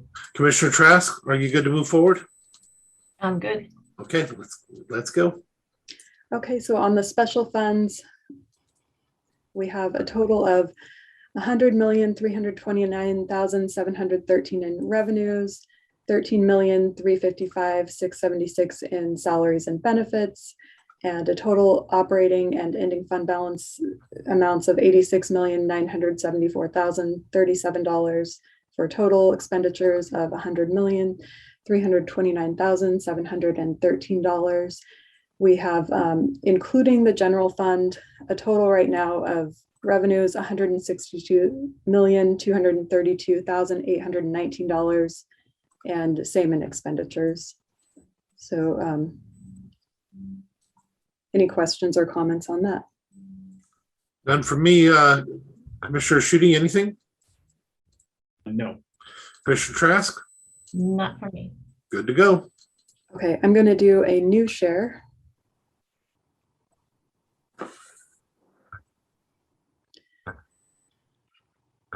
Okay, so this sheet I put together, commissioners, on the general fund, where we're at currently on the proposed budget, and then what we had already added into maintenance level, and then the approved PLRs and the open PLRs for you to look at. So currently, we have added into maintenance level $1,133,851 in That's included in this expenditure number of $43,059,107. The approved PLRs are also included in that number, $1,241,638. And there's a very small description next to the amounts that have been approved here. And then we have the open PLRs next to it, and then a very small description of what those open PLRs are. A couple of the things that we added last week that are included in here are the $89,478 for the judge pro tem for district court. We also added in the sheriff's office, we added $50,000 for ammunition and $15,000 for healthcare supplies. So those are included.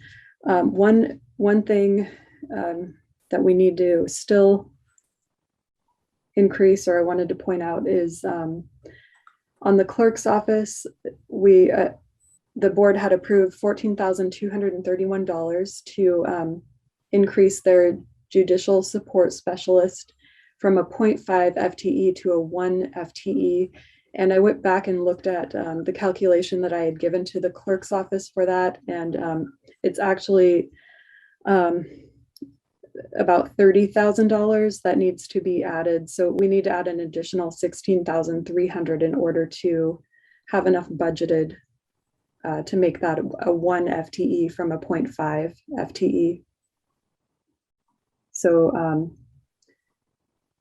So I guess I'm asking if that's okay, commissioners, to increase that amount in the clerk's office budget to approve their 1 FTE. Commissioner Trask? Yeah, I think, we want to make sure that the numbers are right. So I'm good. Commissioner Schutte? Good with me. Okay, let's do it. Okay, thank you. And then that's all that I have. Is there any questions, comments, anything else you want to go over on this sheet? Yeah, just when you're going over and you're setting out one-time costs, I would like to make sure that Judge Pro Tempore number and others that we were doing, I don't think that it was ever the intent of the commission this would be an ongoing thing. This was something that was covering the overages or the extra need because of COVID and the backlogs and stuff like that. I'd like to make sure we separate out some of those as one-time expenditures and not have it to be a continuation without a full discussion of budget time at the next budget. Okay. Would you, that's just me speaking, Commissioner Schutte and Trask, would you agree with that, or how do you see that?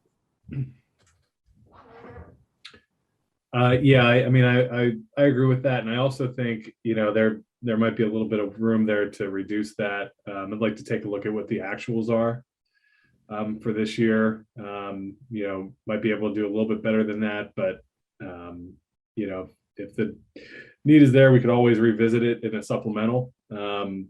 But I'd like to take a look at actuals for that pro temp services as well.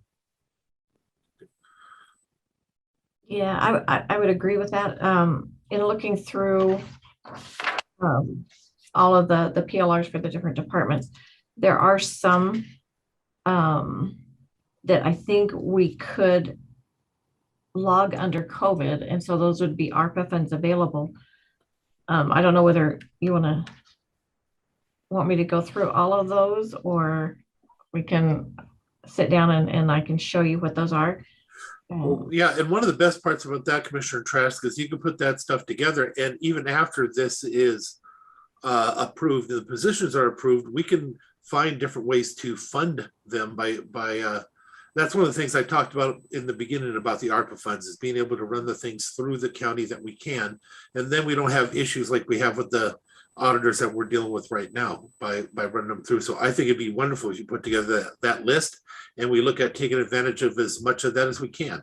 But then again, one of those would have been and could have been and maybe still may be the position at the, was it the sheriff's office we were talking about earlier for the cameras and stuff, that she had brought forward 700,000, I think it was. No, what was that number? Jennifer, what was that number for?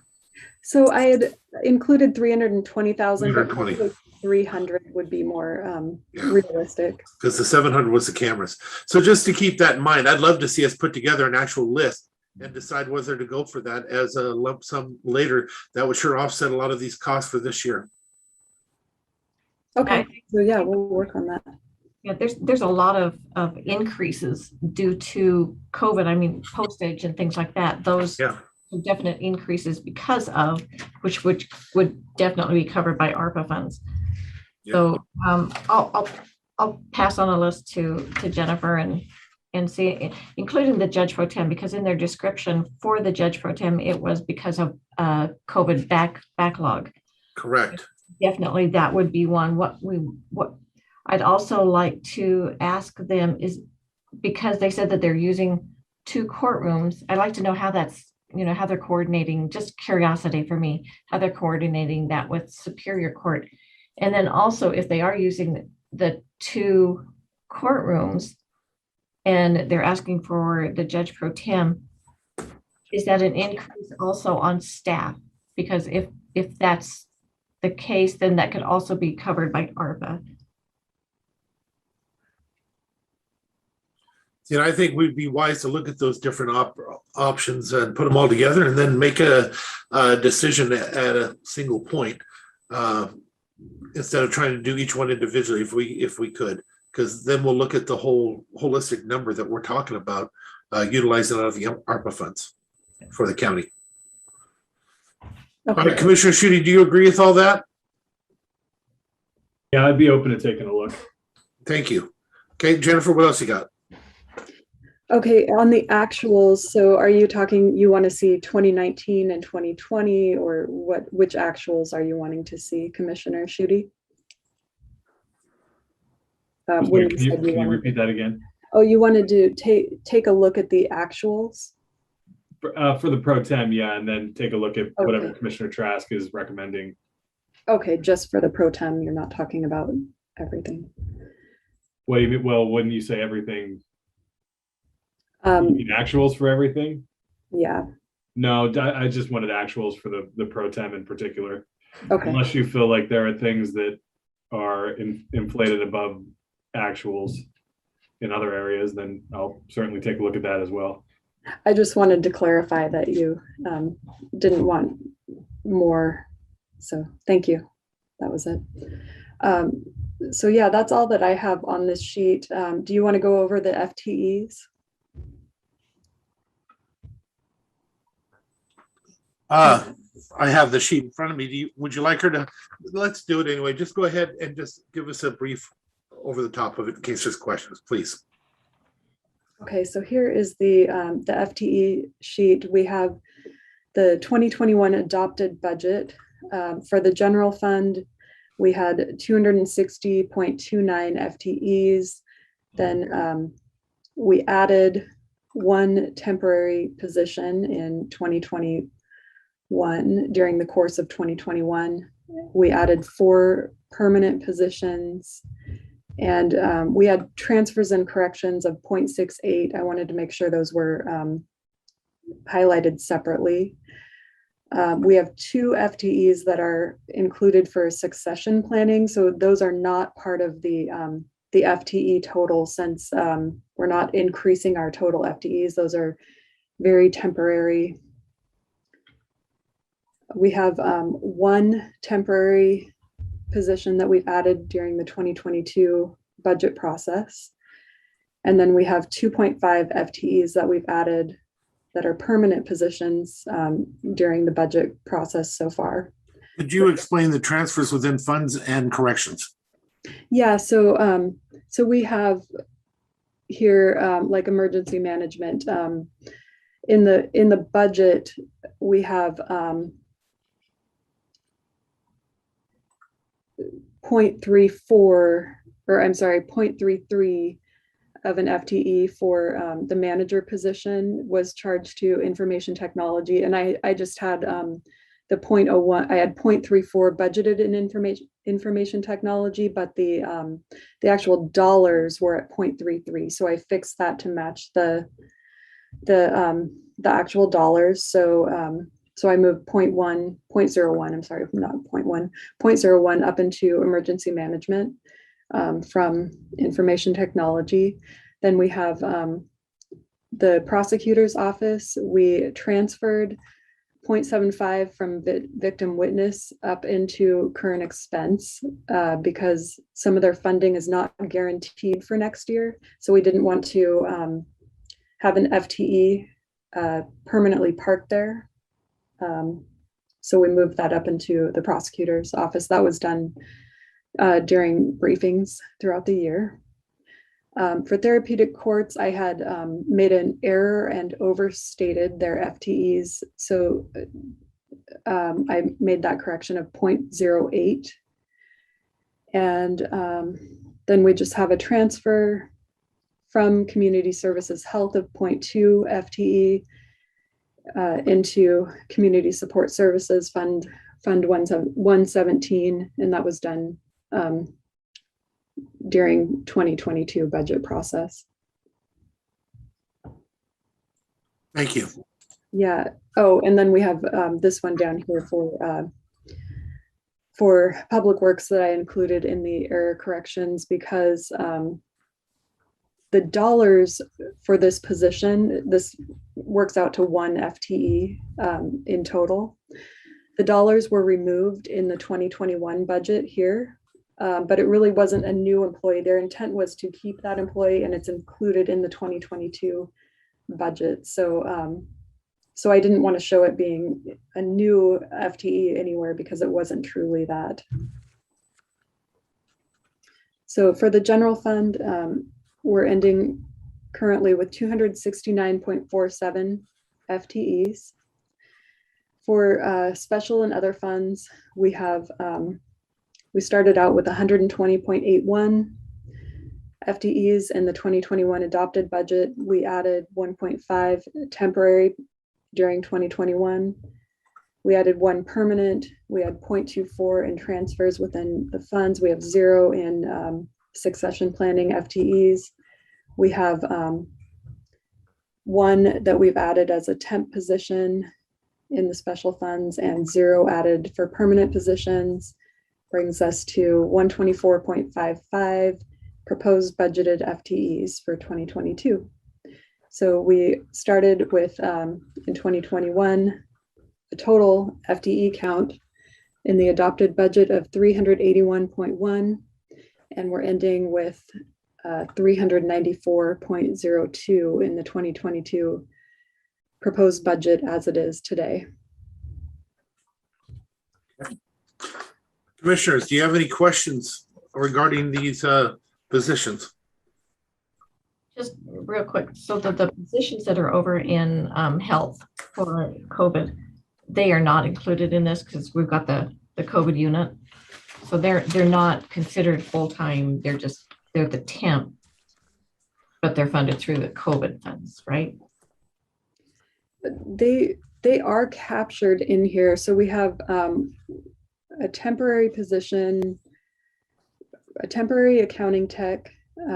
We have 1 FTE for environmental health and a 0.5 for what was that? It was, oh, that should have been 0.5 that was removed from last year's budget. I accidentally put it in the notes as an added 0.5. And then we have the 1 FTE community health specialist that was added as a permanent position. And that was Christopher Nelson's position, if that helps. Okay. So if I'm missing any and we need to add them, I don't know. Yeah, check with Dave, because I feel like we've added some that are on special funding. Okay. And they are, the COVID team. So I want to make sure that we're not counting them as permanent positions.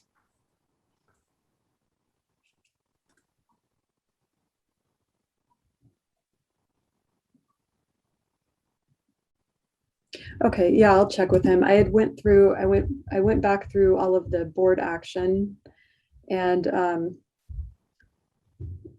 tried to capture everything that I could. I mean, it's possible that I missed FTEs or, temporaries in there, or maybe they didn't go through board action. I don't know. But It could be me imagining. well, I mean, it does seem like they've added more than what is in here. So yeah, I'll double check with Casey and Dave on that. Okay, thank you. You're welcome. So Jennifer, this is Mark, just to make sure I understand this, in 2021, we added a total of 2.5 FTEs in Fund 150, which is our public health. 1.5 of those positions were permanent positions, or no, excuse me, temporary positions. One was a permanent position. And then those positions still exist in 2022. So you wouldn't see additional numbers over in 2022. It's just the carryover of the 1.5 temp and the 1 permanent. Yeah, exactly. Thank you. You're welcome. So are there any other questions or follow-up items, commissioners? Mr. Schutte, did you have anything you wanted to add? No questions, but just a comment. I mean, I think being able to add, 7.5 full-time permanent positions in a year is a significant addition between both mid-year additions and the budget process. And I think going back to mid-year 2018, which was when we really first started to add back positions after the 2017 budget cuts, I would say we probably added a significant amount of positions to the budget. And so, just a word of caution as we kind of round the corner here. I know it feels like we have, we have a good amount of money in the budget. Just a word of caution. Increasing it that rate or even half that rate could really eat that up pretty quick, especially with contracts opening and in some parts of the workforce. So just a word of caution. And with that, some of them community services that are, as Commissioner Trask pointed out, temporary and stuff like that. We want to make sure that we have all that accurate, which ones are temp, which ones aren't, and what we've done. Okay, anything further on the budget workshop? Then commissioners, if you don't mind, since I have Mark on here, Mark, I'd like to throw something out there. We talked about it, but your predecessor was in. I don't know what's ever come of it, and maybe nothing, but he probably didn't speak of it either. At one point as a commission, we had a brief conversation about the coroner and the fact that when somebody kills themselves in a home or whatever, there's a cleanup aspect that comes with it that we had never thought of and dealt with. We had asked them to talk with the coroner and look at different options. We know that certain insurances cover it, but you don't know which ones, and being able to take care of it immediately before they have to come in and clean up their own house when their spouse or something has happened to them that way. If you could look at different aspects such as contracts or a person or just creating a fund or something like that. And another thing I'd like to ask you to look into is there was an email between all of us, Judge Steele and Peter Jones, regarding some funding and some contracts. If you could look into that and make sure that we're all good. The Peter Jones aspect falls underneath us and our side, and we need to make sure that everybody's comfortable if we can help with that. Absolutely. I've not aware of the coroner one, but now I am, so I will look into that. The other issue I am aware of, and I'm trying to set up some meetings between the prosecuting attorney's office, our assigned counsel, as well as the judge. Thank you very much. Commissioners, do you have anything else? Do you have any commissioner discussion? Nope. You have anything you'd like to throw at Mark before we let him go? No, just kidding. With that, Jennifer, again, you are exceptional. All your work is very much appreciated. And I just can't thank you enough for all you've had to do on this particular year. Hopefully by next year, we'll have some of those things worked out and you won't have to deal with that again and it'll be a little easier going. Well, thank you very much. It's been a challenging budget year, but we'll make it through. We're almost done. Yep. Thank you. So with that, commissioners, I'll entertain a motion if you're willing to put one out. So moved. Second. Let's move in second. We adjourn. Hearing no objection, we are adjourned. Thank you, everybody.